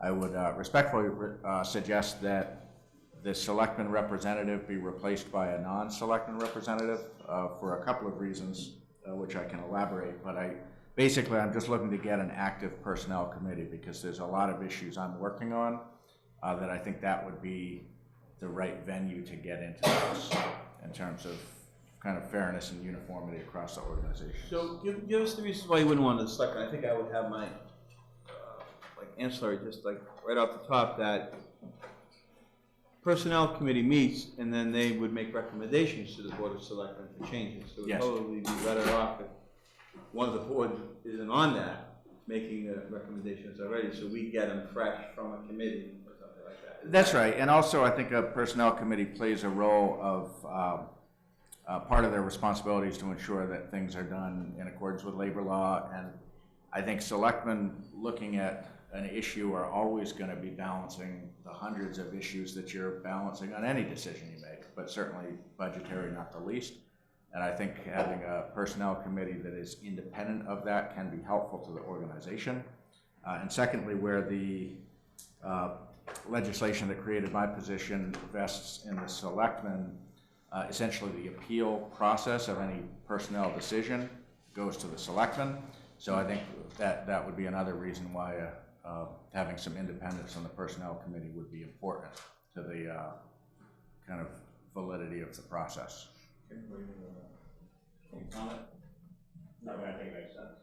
Selectmen, because I think, does it say now it's selectman or it's designee, or does it have to be a selectman? Do we would have to change that? No, it doesn't specify. That's just a decision that's been made in the board's appointments. The bylaw doesn't specify. The bylaw does not specify. Okay. So who do we have now? I know it's me, but. No, it's Archie. Oh, it changed. Yep. Arizona. We've got. Okay, but you're not on it? Should you be on it? No, I'd be, supporting it, but no, I wouldn't ever have a vote on something like that. No, it's Judy Meisner and Catherine Conrad. Yeah, That's Catherine right. Conrad, she was on. And to be clear, I haven't contacted them, I haven't asked them to meet, it's not like anyone's not. No, I done it. understand. It's The last more time we just- met was, I forget when it was. We got upstairs and that meeting was upstairs. Must have been really exciting. I mean, I think that's fine, we said, we need another, Catherine's I don't know what level she is, but she's a higher level human resource person. Correct. We need another one. so advertise for it? Great. Okay, thank you. Yeah, if we could get another person. Like, yeah, exactly. Okay, and then, Can we? I don't know. minutes? And move to approve the minutes of October 15th, 2018. Second, any discussion and no changes, please? Archie? No, fine. No run-on sentences or I don't know. capitalizations in not There right might be place? some capitalization. All It'll be all in in the favor? capitalization committee. All in favor? I Aye. have a question. So, are we transitioning, Mary? Is the minutes taker in place? Is she doing the minutes now, or? She did start on October 29th, and I just got those minutes today from her. Oh, so she did her first Draft, round. yeah, Okay. yeah. She's brand new at it, though. Yeah, no, I know. So it's gonna take a little bit to get her on board. Okay, I just wanted to avoid last time, like, we had a minutes taker and we kind of rewrote a lot of the minutes. Like, Yeah, if you have to rewrite them, it's not worth having them. No, well, I sent her an email, and she was gonna work on them and send them back, so Okay. we're getting there. Okay, town manager updates? So the first item is discussion of town finance policies and the community compact recommended policies, and You might want to stick around with this, talk about this, guys. Yeah. so. That's what we're here. Oh, okay, good. What I'm recommending is that we take the existing financial policies that had been put together, I gather at a staff level, but cover a lot of the kind of nuts and bolts of payroll and expense reimbursements and those kinds of things, and use that as a vehicle to add the community compact recommendations with the goal of arriving at a set of financial policies all under one cover that's kind of internally cohesive. Did you guys understand that there's a document that's been out there for, I don't know, We had a 3-hour meeting on it one night 15, with that. which one? Yeah, the TLS policies. No. Oh, okay, sorry. Which one? No. If there's a document out here that was made probably 15 to 18 years ago, on all of our policies and financial policies and payrolls, things that were been covered years ago that should have been being done, that, are like the DSL ones. And so I think that's what he was saying, that we should incorporate those and then make sure we're doing what we already have in place, and then incorporate the DSL within those. And these were last updated in January 2011. So even though in asking around with staff, not everyone's real familiar with them, at a finance staff level, these are reasonably accurate representation of how things are done. So I think are a good starting point. And I don't think they were ever voted on by the Board of Selectmen, if I'm not mistaken. My understanding from speaking with the former finance director is they would have been shared with the board, but she doesn't believe they were voted by. So we don't have actual policies, right? Well, and if that's the direction, then that could be clarified as well. But what I don't want is this lack of clarity over what policies count and what policies don't. So if the board's, pleasure is to repeal these policies, then... Well, if they were never adopted, we can't repeal them. Fair enough, but in terms of how things actually work in the organization, I mean, But we don't know if they were adopted because there wasn't any clarity. That was only an old employee saying, I'm not sure. Right, I mean, Mary did take a look at the minutes back from then and didn't find any indication go that they back. were adopted. Maybe they were for ideas. Can we listen to the finance committee just for ideas? Yeah, but I mean, I would second that, because even, I mean, it boils down even to the small role we play, because it's tough for us, the committee, when someone comes to you and says, I've been working in this town for 20 years, I haven't had a raise in the last 10. And they said, we want a raise this year for ourselves, and we don't think we're being greedy. And I think it was a former member, Lisa Grammer, who noted it's tough for us to evaluate that, because shouldn't there be some internal HR policy or something that governs when a raise happens and to how extent? Like, it shouldn't be something where, like, it kind of came to us, like, as we're making the budget, and it's like, well, how do we feel? Does it make sense they should get a raise? But in some sense, I always felt uncomfortable to make those decisions, because it's like I said, it's unfair if on Tuesday water comes in, they want a 5% raise, and then on Wednesday police comes in, and we've already given out all these raises and we don't have money for it anymore. But that's not gonna happen any longer, because That's what I'm saying. So I definitely think, like, it's everything's nice. gonna be brought through the town manager. Or the same thing, they look at us like, well, and like, could give a raise, and we're kind of like, can we give raises? And it's just, I just like it when you can just grab something and say, this is the book, and this tells us who does this and when they do it. Yep. You know, so. Forms. The policy book, Chairman, that you're referring to is the one that was January 2011, and the town manager included in his packet for tonight's presentation, right? I didn't include all the policies, I included the table of contents. Yeah, correct. So, I mean, in a quick scanning review of those, it appears to me that the majority of these topics were covered as part of the current DLS review. Is that accurate? So yes, I understand that the conclusions may be different, but topically, they're both, yes. So I guess my question would be, does it make sense to defer to something that's 7 years old when we have newer, current, more updated recommendations and guidance from DLS, which, you know, are present and available? I would agree, and I'd further make some additional points. I mean, the DLS policies are substantially more comprehensive than our town policies, obviously, by a mile. And that, too, they address things that we've been talking about.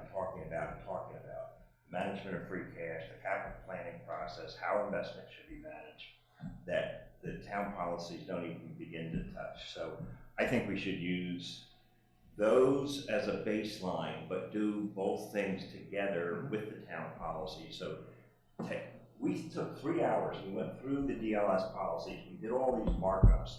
They're kind of ready to go except to make decisions. So finish doing that review. We have to be a separate night. Finish doing that review, but at the same time, if we're talking about fraud or whatever, there's a fraud policy in DLS, have the town fraud policy, and look at them side by side. So let's get it done. I think that's what you said, right? Yeah. Well, I was saying to use the DLS as the baseline out of town. Or just, fair enough. But do them together. or just put them both together Yeah, that's what I'm saying. and get the best comprehensive one we can. But let's do it. Yeah, and ultimately, We're gonna do it. is, as Mr. Anderson just said, that starting a year ago or 14 months ago, there were 3 or 4 things that the Finance Committee, I mean, if you think the 3-hour meetings here were long, you should have seen some of the ones we had in last November, December. But free cash, stabilization, OPEB, capital planning. I mean, in those, that's where we focus the majority of our time. That's what we pushed with the selectmen when DLS came in initially, is what our hot button issues were. And those are the ones that seem sewed up. Like, I think everyone agrees that the DLS recommendations are appropriate and should be implemented. So at a minimum, can't we just pull the trigger on those, if nothing else, and get those done and just close it out? Okay. And then just additionally. I'm not sure, I mean, yeah, but do you think there needs to be more discussion about that, Angus? Yeah, you weren't here, I know. I understand, I'm asking Angus a question, I agree with this. We want to do everything. You want the budget first week in January, too. Today's November 13th. Fair. Okay, so what do you guys want? We'll be glad to do whatever you want, but I know for a fact, I have a feeling, right, that everything might not be able to get done in a timely manner that you might want to get done. So I'm just asking, are there points in, there's a point now where you have to start making decisions. So I'm just asking about how much more discussion there needs to be happen, because you said we could further that discussion, right? And then make some decisions.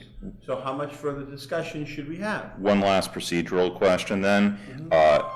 As in the fall special town meeting, if we propose additional DLS recommendations to be implemented as bylaws, that would have to go through and be approved at a town meeting, right? Yes. Correct. So even if we propose these, in effect, they wouldn't become legally in effect until Only if after. they're bylaws, but if they could be policies, policies can be adopted by us.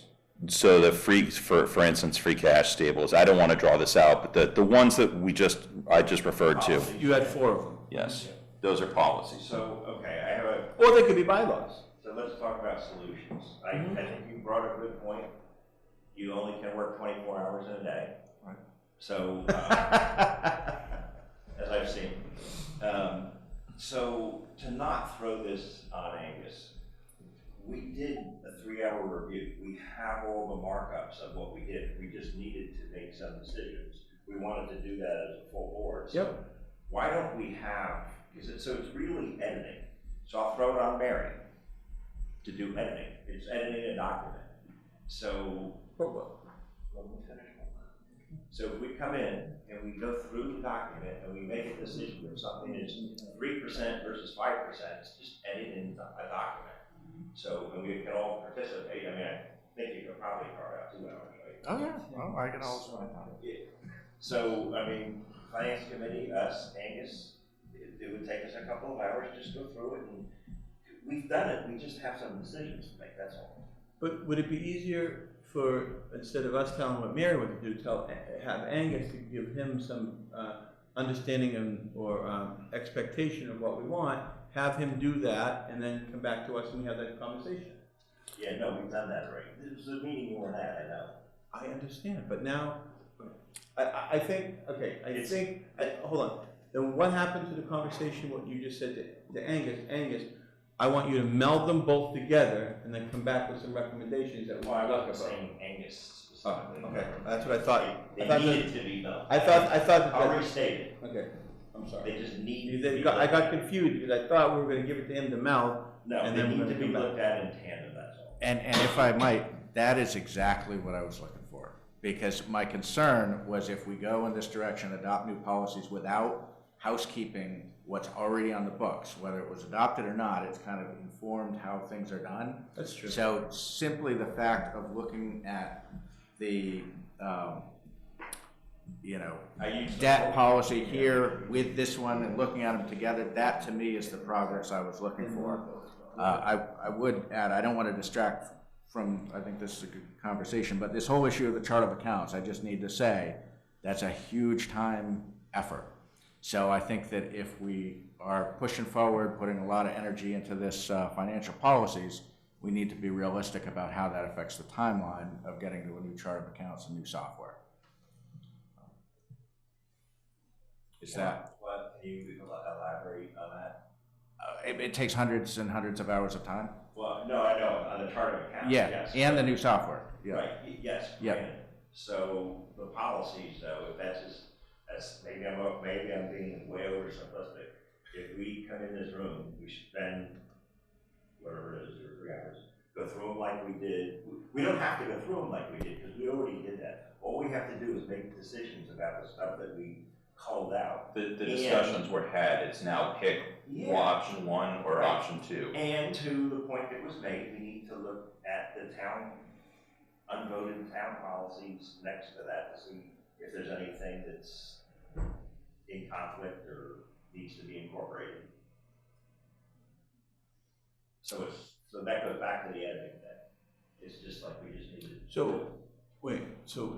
The question is, We're not doing we're anything. not getting anywhere, we're talking in circles now. Exactly. We're not doing anything. So we set out, I think we've set out of what we want to do, right? What we want to accomplish. So why don't we wait and have Angus give us some recommendations on some timelines of what we want to accomplish? Okay. Realistic, you know, Well- because he's on the front lines, not Yeah, us. but Just telling people what but Glenn, we want to make them probably, some of these, we want to make bylaws. So if we want to do it for the next town meeting, we should relatively soon. Yes, I would say let's pick a Monday in December and just do it. It has to be done soon, or it won't get done because it will be Correct. swallowed up Yep, in the by budget budget. process. Well, it's already swallowed up in the budget process. We just have to make sure it's minutes properly. Yeah, Budget process I is don't want on. to impact your time. Well, that's impossible. Yeah, I mean, I'm the chief financial officer. That's impossible. What's your priority list? Well, I think He's the. got 50 million things. Well, I have 50 million things. They're not all priorities, but but. What are your Yeah, top buck- three, though? buck stops here. In terms of finance, I think the chart of accounts and the software are very important. I think that's realistically a 2 budget cycle effort. Best case scenario, we could have a new chart of accounts that would inform the FY20 budgeting. And that way so we're not migrating to a new software, a highly flawed chart of accounts, and then to look at FY20 as the year to integrate new software. But I think to do that is going to take quite a lot of time right away, because if I'm asking departments to put budgets into a different format, I better get them that format, weeks ago. I mean, we've said, well, that's what I'm saying. So I think that if we're gonna go forward with this, if there's an acknowledgement that the chart of accounts is gonna get pushed off a year, that's fine. But I don't want you to go forward with this and pretend that we can somehow do all of this, because the finance office has basically full-time work just doing the day-to-day work. It's not like all these hours every week that we have to do policy work. And I'm not talking about myself, I'm talking about the staff. They're 40 hours a week doing accounts payable warrants and payroll warrants and all of the other stuff that takes lots and lots of time. Personnel And issues. some of the changes that were made last spring made them less efficient. People can differ on that, but I will swear to that. I know it. I've seen it. So we've kind of got a department that's operating at less than optimal kind of organization, and if we just layer this on top, it's just not all going to get done. That's what I'm saying. What about priority number 2? I think getting back to where the finance department is actually working at maximum efficiency, which is to me an administrative support issue. Would a grand unified chart of financial policies be needed for either of those at this point? No, I mean, I see some of the things on the list as very timely, for sure. And I think there's a lot of value in here. So it's just a matter of, I think the meeting that has been suggested is great.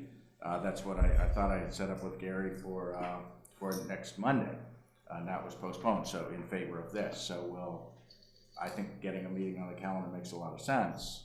But I definitely think that both I and also finance staff need to be part of this, because it's not just setting the policy direction, it's then putting that into documents that are cohesive, pushing that out through the organization, getting everybody trained on these new standards, not just department heads, that's one thing, but you're dealing with boards, commissions, and even committees that have authority today to incur costs and to submit invoices. And we see issues all the time, and they take a bunch of time. I mean, we had a 2.5-hour meeting last week with one committee just to review kind of requirements on purchasing and record keeping and so forth. And they're responsible for a lot of money. And They have the authority to spend that Just money. one more other basic question along these lines. Like, when we look at all these various policies that are around, do they encompass most of the policies that are needed, or do you find there's a lot of things that just aren't really spelled out at all? I think there's a lot in the community compact that would fill some gaps, no question. I do not pretend that these 2011 policies are like the end-all be-all. I think they're the starting point. Okay. And then we want to get all those things done, and they're very important, and we want to make sure that we get a budget done. And then our DPW chief retires, and then our police chief retires. And now we have 2 contracts, both DPW and dispatches that we're presently negotiating. And then, you know, a tree falls down, you know, in the forest or somewhere, and we have to take care of it. So we have to be realistic. I think we all want to get there. It's just a path, the realistic path that we have to take, because we're not a Boston facility with 700 employees and we can just delegate, and come back. We have to be realistic if we want it to run. I personally want to make sure that what we're running now is efficient and we're getting things done, and then bring the new stuff in and do it as much as we possibly can, rather than bringing new stuff in and then pushing away the day-to-day operations that is happening, because of, you know, we're basically a part-time people. So I think we're all on the same page of wanting it done as possible, but we all have to honestly be realistic. Yeah, I mean, you do, when you figure that before I got here there was a full-time finance director, I have all of that person's responsibilities plus, you know, hundreds of more. So you basically have a part-time finance director and a part-time town manager, which is fine. I knew that coming in. I was the treasurer in my old job, so I had the same thing. But there shouldn't be any illusion that I personally have, you know, full-time hours toward finance. So I've got to do more with less, and that's fine. I think so far so good as far as I'm concerned. But I worry that if we try to take on more than is even plausibly attainable, we're setting ourselves up for failure. That's what I'm trying to avoid. Okay, So we got these in June, they've been kind of sitting around, I guess we can wait till. I mean, we haven't been sitting on our hands, Joe. We've been. I'm talking about the policies. No, I know you are, but it's. I think everybody wants to do them, and I think if we had a timely manner that we could do them, and they would be done. But we all have to sit here as adults and realize that we have to be realistic, that we're running a town, and things happen every single day. And we all want to get them done. I think the easiest way is to start. It's like, even with the office manual at my office, it's like, it's daunting to write one, but you just start writing it. And sometimes you look at it after and you can change it. But I think just, if we're going to do a meeting, I think it'd be fruitful if, like, we literally had a projector and we just start making the document. Just have it. And if you don't like it, we can change it. Or just, I mean, maybe put them all together and then we say, at least we have it, you can change it. Yeah, it's like, do we like this? Made that, Go on to the that next we've thing. got. We have the signature on that. You have the signature. Great, yeah, that order is going to go in tomorrow. So I'm hearing a meeting in December, and I think that makes good sense to me. We'll have a lot more viewership if the game is going on. Okay, you feel comfortable with that? I understand it's like hurry up and wait or whatever, but at least we're moving forward. Okay? Yeah. And if you guys have any suggestions that you might think some of these policies that you don't want to have bylaws that are really easily done in a timely manner, make those suggestions to Angus. Okay, thank you. Angus, what's next? Not that you guys are free to go whenever you want. That was the last item that I was asking to be here for. Thank you. Okay. Thank you for being here. Next item on the agenda is review and evaluation of town office layout, administrative needs, and staffing. So I've put a memo in your packet, and I'm basically looking for your blessing to go forward with a deeper dive on looking at the current roles. Work that may be taking place that goes beyond job descriptions, potential aspects of job descriptions that are outdated, currently unmet administrative needs, work schedules, and office layout and configuration. And a particular area of focus that I've talked with the board about previously is I would like to clarify relationships between staff and boards, committees, commissions. I think that would certainly be a benefit to boards, committees, commissions, so they know they have a dedicated level of support, even if it's a low level of support, but also for town staff, so that right now part of what I see is when there's needs that are not specifically someone's job, they tend to come to my office, and so either I get involved or someone in my office gets involved, and I would like to see that work spread across the organization more evenly. And I think this is an important step toward that goal. Question. I would say, based on our previous discussion, that this needs a whole lot more discussion, so we're probably premature saying to do anything. I prefer to do what we have kind of agreed to it. Okay, I don't understand any of what you just said. Okay, I thought I'm sorry, it seemed very vague, that's all. I just want to make sure I understand. Well, we've had a previous discussion on this, and I thought we were going to have some more discussion amongst ourselves and with Angus on this topic. So I don't know how we can address this topic tonight until we have that discussion. Well, we're having that discussion right now. Why can't we have this discussion right now? I think that's what we're having it for, aren't we? Okay, okay, maybe not, maybe I'm missing something. Do you have anything? And then maybe it might clarify that to Joe or me? I sort of don't understand Joe's question, but, Yeah, sorry, I didn't need it, so that's. Okay, what I wasn't trying to be difficult, I didn't. No, yeah, what we no, talked either. about previously tonight, we said we were gonna have some additional discussion in an executive session ourselves and then with Angus. So I was just saying, do that before we move in any direction with this. I don't know how else to say that. Okay, no, that makes it sound, now I understand a little bit better. Okay, do you have any, what's the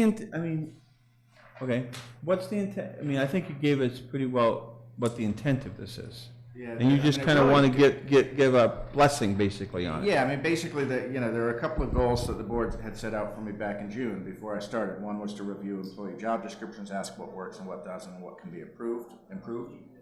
The other is how do we maximize time and productivity, identify where resources are underutilized and overutilized. I'm trying to be responsive to that direction, and administrative capacity is enormously important to an organization. Because if a department's under-resourced, you have a higher level staff person who's having to spend time on administrative work. The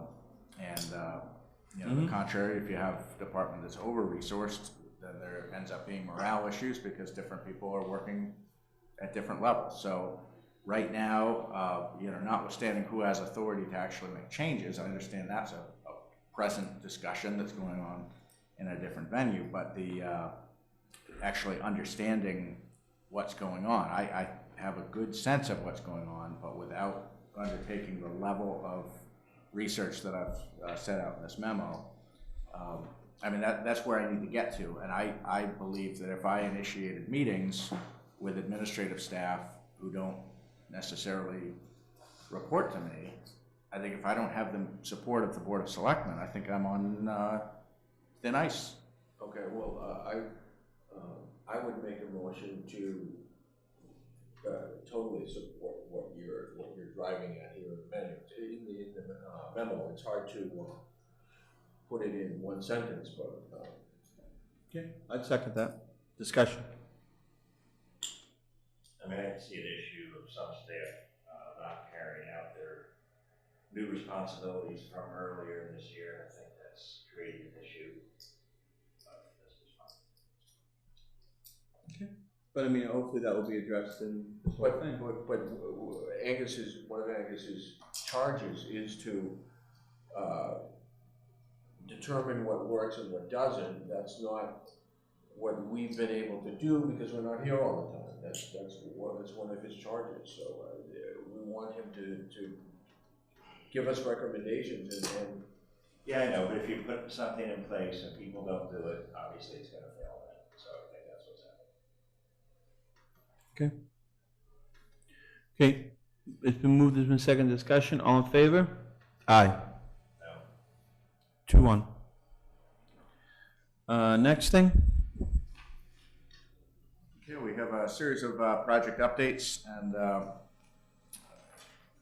you have the materials in front of you. The first is on the regional agreement with Pentucket, and in a nutshell, their focus is contingency planning in the event one facility was to become unavailable, whether to a structural failure, or a major systems failure, or something like that. And that could never happen. at the policy direction of the school committee, the superintendent is pushing this forward, and we had a very good meeting last week with 3 towns, and it's very early in the process, and as I say in the memo, this board and the boards in the other 2 towns will be closely involved with any policy discussions when we get there, but I wanted to basically get it on your radar that this is a directive of the school committee and something that I think is very worthwhile. So is this the only changes in the regional agreement they're going to be probably undertaken, or would you like some suggestions by us or any directions?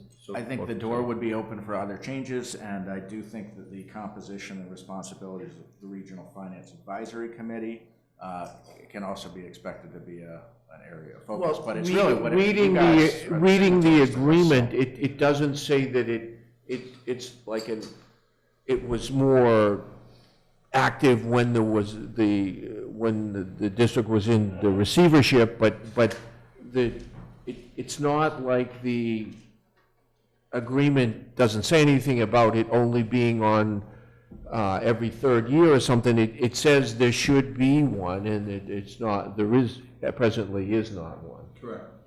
What about changing the vote status? Now, is that part of, that's part of the regional agreement, like, we don't get a whole vote, right? That's based on, Tom, you want to give us a background on that? Since you think you're the smartest guy in the room all the time?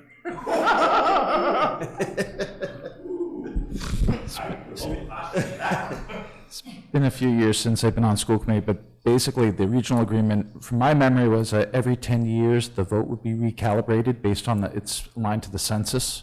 It is. Right. It is the previous 10 years census. So we're still working on 2010. Correct. They haven't done that, made the change from the 2010 census? You don't. I read the agreement. So we can't change anything until 2020. Okay. So Seriously?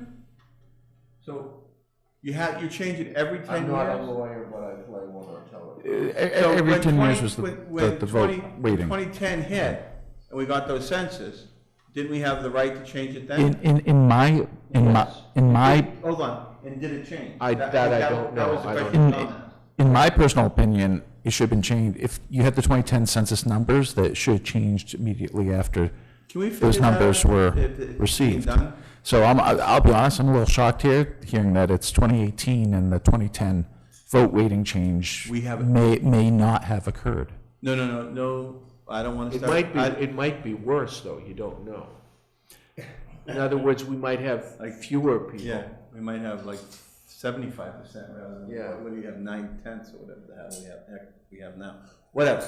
So I'd like to look into that. So that's just a regional agreement thing. That has nothing to do with any state funding or anything like that. That was just something somebody came up with and said, hey, why should you have a full vote? That was the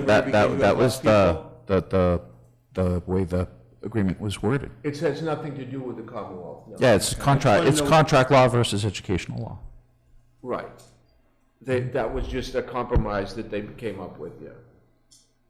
I wouldn't mind trying to revisit that. I mean, I don't know. Should it all be about population? Should it all be about what we give to the district? And, I think it might. The school committee is like your legislative body for the school district. So similar to the House of Representatives, it's proportional to the population of each entity. So I think that was the thinking. It's not the Senate, it's the House of It's the House, Representatives. exactly. Right. That was the thinking. And that was the thinking. Right. Yeah, but I think maybe the financial burden might be the thinking. Since we're the host community and we have to hire more police or fire. And fire and all that in the school. And I'm not complaining about that. I'm glad it is. But maybe, when you meld it all in together, we all should have an equal amount of votes. Or the vote changes each year based on the contribution of the budget, which is driven by the two-step method of assessment, right? So your proportion of votes is based off of what you contribute to the budget for that next year. Minus what you get from the state. Correct. Yeah, it's only right. You'd have to, you have the Title I from that Merrimack gets for reading programs, things of that nature that you'd have to adjust for. Okay, well that might be something just to throw out there. Well, at a prior meeting, I think it might have even been the last meeting, you had set the direction to initiate a joint meeting with the 3 boards of selectmen. Correct. So I think since that will be in the offing, we don't have a date, but I've mentioned that to the other finance directors. I think everyone's amenable. So I think when that comes together, this ought to be part of the discussion. Is that what I'm hearing? If I could add something as a citizen at large, you might have seen on social media, there's been a small minority of people that have been complaining about the condition of the schools, that we should have been maintaining the schools all along in a better state. And, speaking from my experience on the school committee for 5 years, I can tell you that when you get 300 angry parents at public hearings, if teachers are being cut or programs are being cut, it's very easy for the school committee to disregard maintenance and to keep teachers employed. So, And ever will it be thus, too? exactly. So I think that it would be really beneficial if it can be done. Mandated it out through the regional. That you would have to mandate some type of maintenance and beyond stabilization, right? Maintenance and expected level of maintenance for It's actually a great district point, buildings. because Dick Cushion, when he served on the board, he fought for that every single year. That was his pet peeve, because they were responsible for maintenance and towns were responsible for capital, but they never maintained everything, and everything just turned into a capital expense. And we had the 300 teachers showing up with the Christmas gifts one year because, they were upset about us cutting teachers. So for people that don't look at the bigger picture and might be driven a little bit more by emotion, you can get yourself into a situation where maintenance is short-funded. Okay, I think we beat this one to death. Okay, next. Thank you. There we have it. Next item is an update on Middle Street Bridge, and Is it done? it's not done yet. Okay. But I'll be able to tell the guys in the food mart tomorrow, because they were asking me. we expect to have conceptual designs in early January, and at that point, I've suggested that I think that would be a good time frame, the first 4 to 6 weeks of the new year, to invite people in for a public meeting. We're working on a mailing, so I want to make sure I define that properly and that we get everyone who might be interested. With that, does that give any kind of cost projection? Not really. I mean, yes, but they'd be very incomplete, because a major cost driver is the geotech, and they don't do those borings until they select what type of bridge you're going to use. They're going to present us 4 different concepts. So it would be probably not even worth talking about at that point. Okay. Any questions on that? So there are bi-weekly conference calls, another one tomorrow morning, and when the new DPW director is on board, he'll be fully versed in that since he's coming from Newbury. I think you said this like 5 times. What was this first thing? The 26th, Monday after Thanksgiving. He has been coming in the meantime. He'll come again this Thursday. Okay, next. Next item is update on the bids on the water building and next steps. Attended the Water Commission meeting today. So I don't know anything about this. Okay. Yeah, so the bids came in basically double what the estimated cost had been. So the direction that this is for the water building associated with the well field. And so the Water Commission set the direction for the Tata and Howard to retool the project to try to get it down to a scale that can be done within the available budget, but it's not out of the question. In fact, it's probably likely that they would put an article in the Springtown meeting to fund the project. Okay, so this is for what? I'm out of the loop on this. It's for a building with the chemicals associated with the chemical water. building. Yeah, Okay. and there's certain containment requirements in terms of spill and. So we paid somebody, we paid professionals to come up with a proper estimate for us, so we could bring it to the town meeting to get an appropriation for it. And then that happened, and then their estimates were wrong, and they've come in double. 100%. Gotcha, because I didn't realize it was the chemical building. Okay, all right. Okay, so what? So that's basically all you have. Yeah, it's unfortunate news. I mean, I did include also just a brief update that the bid has gone out on the water tank. That appeared in the paper today, and the bid opening on that will be December 6th. Hopefully that's not, hopefully the same. Well, you know, ask that. what's, I mean, you had in your packet the engineer's kind of explanation, and you can see there are some factors like tariffs that are. Yeah, that is a big thing. So don't let that people think that's not real. The tariffs that are being imposed. It's real. It's a cost driver. Okay, next. Page School Generator project is on track. Should be complete this month. On track, on money. Yes. Yep. Okay. Next. So when's the, any possible completion date? Yeah, that's not Okay, all right. Oh, exact date? No. Be done by the end of the year. Oh, definitely. Okay. Yeah. Oh, yeah, definitely. Yeah, it's just the ductwork that remains. Everything else, everything else is done. it's there. Everything's in, the electrical, the asbestos remediation, all of that's done. Okay, next. OSHA trainings is just a continuing kind of agenda item to keep you briefed on progress toward OSHA compliance, which we're required under statute by February 1st. So this really is an organization-wide effort. And we did host a workshop last week that was attended by our highway crew and water crew and myself. It was very good. Mary's going to an all-day training next Tuesday. And basically we're just working toward compliance here.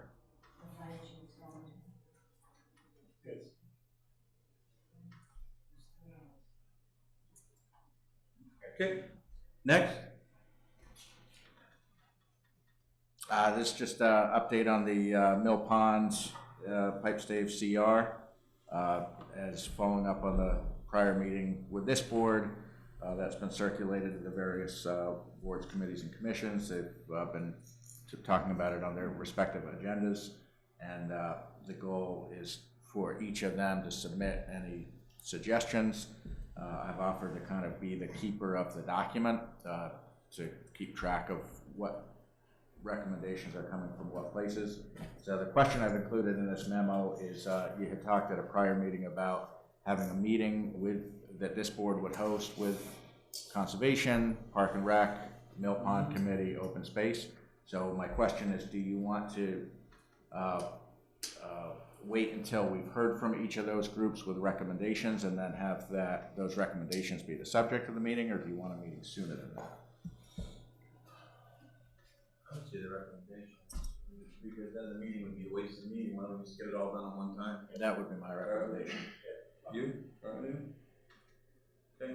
And I did include in there also a response to the question that came up at the last meeting regarding any kind of change to the boundaries of the municipal use area, and that would be seen as a material change. Yeah, I mean, I have to say, when I read the tone of the correspondence from Greenbelt, I was put back, to be quite honest. We're talking about 10 feet here or there when they control 200 acres of the town's land, basically, and the fact that we would have to give something additional to when historically we did assume that at least the road was a part of a municipal use, and the fact that they didn't even want to discuss the fact that maybe, well, okay, it's 10 feet, we'll let them deal with it. I have to say the tone of that letter really shocked me.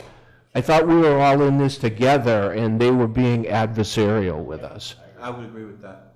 Do you agree? I would Yeah. totally agree. Because It seemed adversarial.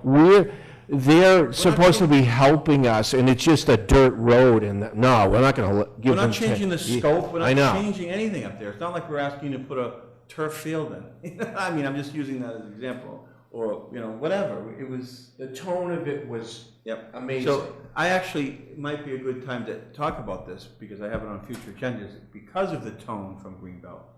I would actually formally ask Angus to work with Mike, or however we want to work with this, and get information about getting out of that. in the CR. Yep. Is that possible? Mike said he didn't say no every time I've asked him.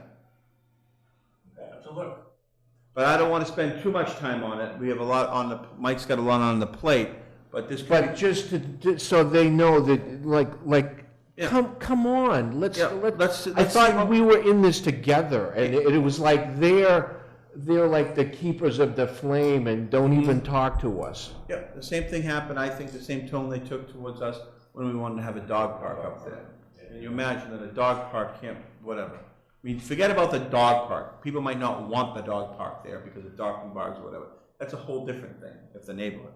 But they're not like trying to advocate, good open space activity in the town and trying to utilize the space even more than it possibly is now by putting a small little dog park in where we used all the fill and all the sediment we took out of it, Mill Pond, so the algae wouldn't grow, and piled it one place. That's where we wanted to have it, not like in a pristine, vista. Yeah, right next to 113 also. Yeah, exactly.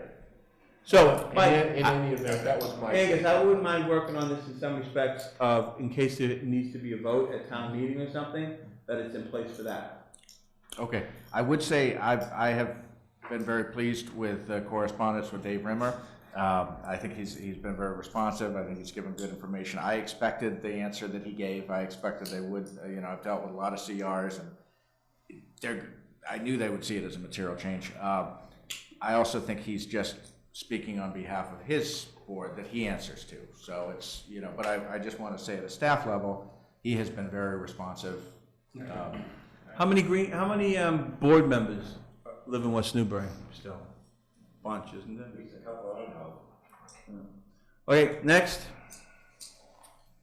Next is just a recap of kind of overall project management. I think this is a continuing discussion. I sent a supplement to this late this afternoon, which I don't expect you would have read or reviewed, but basically I just want to be as transparent as possible with the board in terms of the number and range of issues that are active, and I think this needs to be a continuing discussion. So if there's things that you see on that list I sent out today that you say this is crazy, you shouldn't be working on this, tell me that and I won't work on it.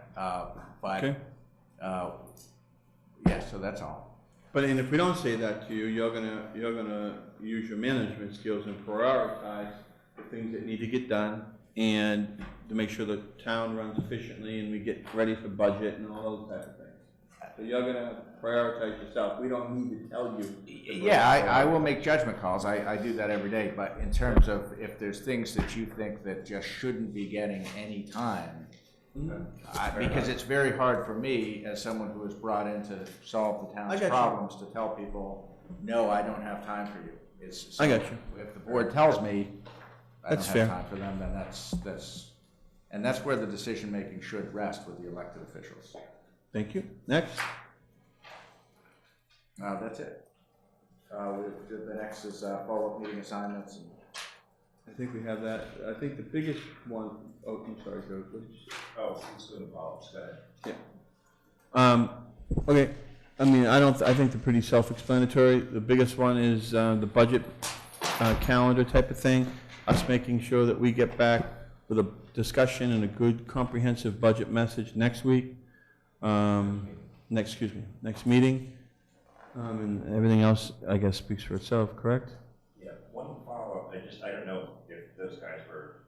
Are you here just to hang? Looking to leave. We said we were going to talk about the policies on hopefully an off week. So if you In December. If you look at December, in December. So the December off weeks are December 3rd or 17th. So I know you can't speak for the committee, but those are the December off weeks. I don't think we're going to come up during the holidays. this might be a good time to respectfully request, I would like to take a week of vacation, the week of December 17th. Okay, not that week. So the 3rd, if that works for you. Hey, if it works, it works. If it doesn't, it doesn't. Pass the But message, I want you to think we're not forgetting about them. We're gonna work on them. Okay, next. Anything else? So we're all okay December 3rd, I guess. I don't know. I have to look at my calendar. I thought, Brad, what you said was a great idea. Just get a you know, we probably won't have a screen by then, but we do have a projector, just. We better have a screen. We might. It's within the realm of possibility. My thing is stop talking about it and start doing it. Like I said, you have it, and then if someone doesn't like something, great, change it. You have the document, you know where to go. You have anything for future agenda items? So we already said the 26th for the budget messaging calendar. I think this might be on your list, Angus, maybe, I don't know, there's a planning board vacancy. We're waiting for an update on that. John Sarkis resigned on the planning board. They asked, it was preliminarily on our agenda tonight, but there was no need to have it on our agenda tonight because the planning board couldn't come. We have to get, have a quorum from the planning board and us to come to our meeting. We all need to vote on a person, which So will. they didn't have a quorum tonight. Well, I don't think they wanted to come tonight. And then that person will fulfill that position until the next town election. So they're gonna come next time? Yes, they are available to come to the. Okay, good. I just told them. That's fine. They also put out the invitation, if this board would like to send a quorum to the planning board meeting next Tuesday, the 20th, that would be another option. But I think the expectation I have been given is that the 26th is when that appointment. Correct. Yeah. So my last item is to follow up on a comment that Archie had made at the last meeting when we talked about the school building assessment. You had asked a question about how to say it, if we prepaid, that's what you said. Oh, yeah. So which, you know, we should look at that and try to come to a conclusion so we as a board agree on what A strategy. A strategy. Well, I like to talk about that model some more too. Yeah, you're gonna look at a paper copy. Yeah. Angus and I spent some time on it on two separate occasions. So just to put that on, so we talk about it and agree to a strategy. Good. Anything you know, sir? Something very, for a lighter note, I just wanted to know if, and I mentioned this to Angus, if we would formally invite any people to the bicentennial events. If we do that, we should do it pretty soon because people's calendars get blocked up, like the governor, lieutenant governor, Congressman Bolton, any of those kind of people. If we want to invite them to any of our events, we have to do it ASAP. Okay, so do we send Do we do it, or does the bicentennial committee do it, or whatever? My question we was have gonna to be, do it at ASAP. Yeah. Do we work with the bicentennial committee in doing that, or we just give it to Angus and he can delegate it maybe to Mary or whomever he wants to delegate it because it might be easier for him to do. No, hold on. No. Them talk to the bicentennial committee. Yeah. I'm not saying them go invite people. Say, hey, listen, the Board of Selectmen were wondering this about any more, state dignitaries and stuff. If we can help in any way, that thing, not us to get involved. It might be, just a suggestion, it might be better if the actual request comes from the town board of selectmen. Yeah, I mean, for us to sign it, it might carry, might be better. The bicentennial's direction and whatever they want. Yeah, that's a good idea. Yeah, I would agree. Good job. I don't want to. Anything else? No more lighted notes? 7 p.m. on the 3rd? We'll get back to you, but probably. Well, yeah, they have to check to see I think he might be already That's doing what I that. was trying I think to that's do. what he's doing with his phone. But yes, because the 3rd, you can't get here any earlier than 7, right? 3rd is a Monday? Yeah. Mondays I can get here earlier, yes. So we wouldn't mind starting at 6 if that's all possible. But we'll start whenever everybody can get here. But we have the ability to start at 6, so it's not so late. Yeah, whenever you. But I don't want you to say, oh no, we can't make it at 6. If it has to be later, it has to be later. Okay, anything that you have for future agenda items, Angus? Yeah, just a couple of items that weren't already addressed. One is I expect a potential update from the River Access Committee at a future meeting. Second is update from the Harbor Committee. They're meeting next, I believe on the 26th, a week from next Wednesday. Okay. So that'll be their. I thought the 26th was the Monday. Oh, it is. No, it's the 28th. Yeah, they meet the 28th. That'll be their first meeting for a while, so I expect that'll lead to some updates. And then discussion of traffic safety, following on Tom Atwood's correspondence. that we've been a little slow to respond because of the DPW and Yeah, public safety, listen, but we we will got- bring that forward for discussion. Yeah, we got to the CPA thing for him, immediately. You can't expect that, he gets two things on the agenda at once. But we will bring that up at our next meeting. Thank you, Mr. Atwood. Anything else? Make a motion to adjourn. Second. All in favor? Aye.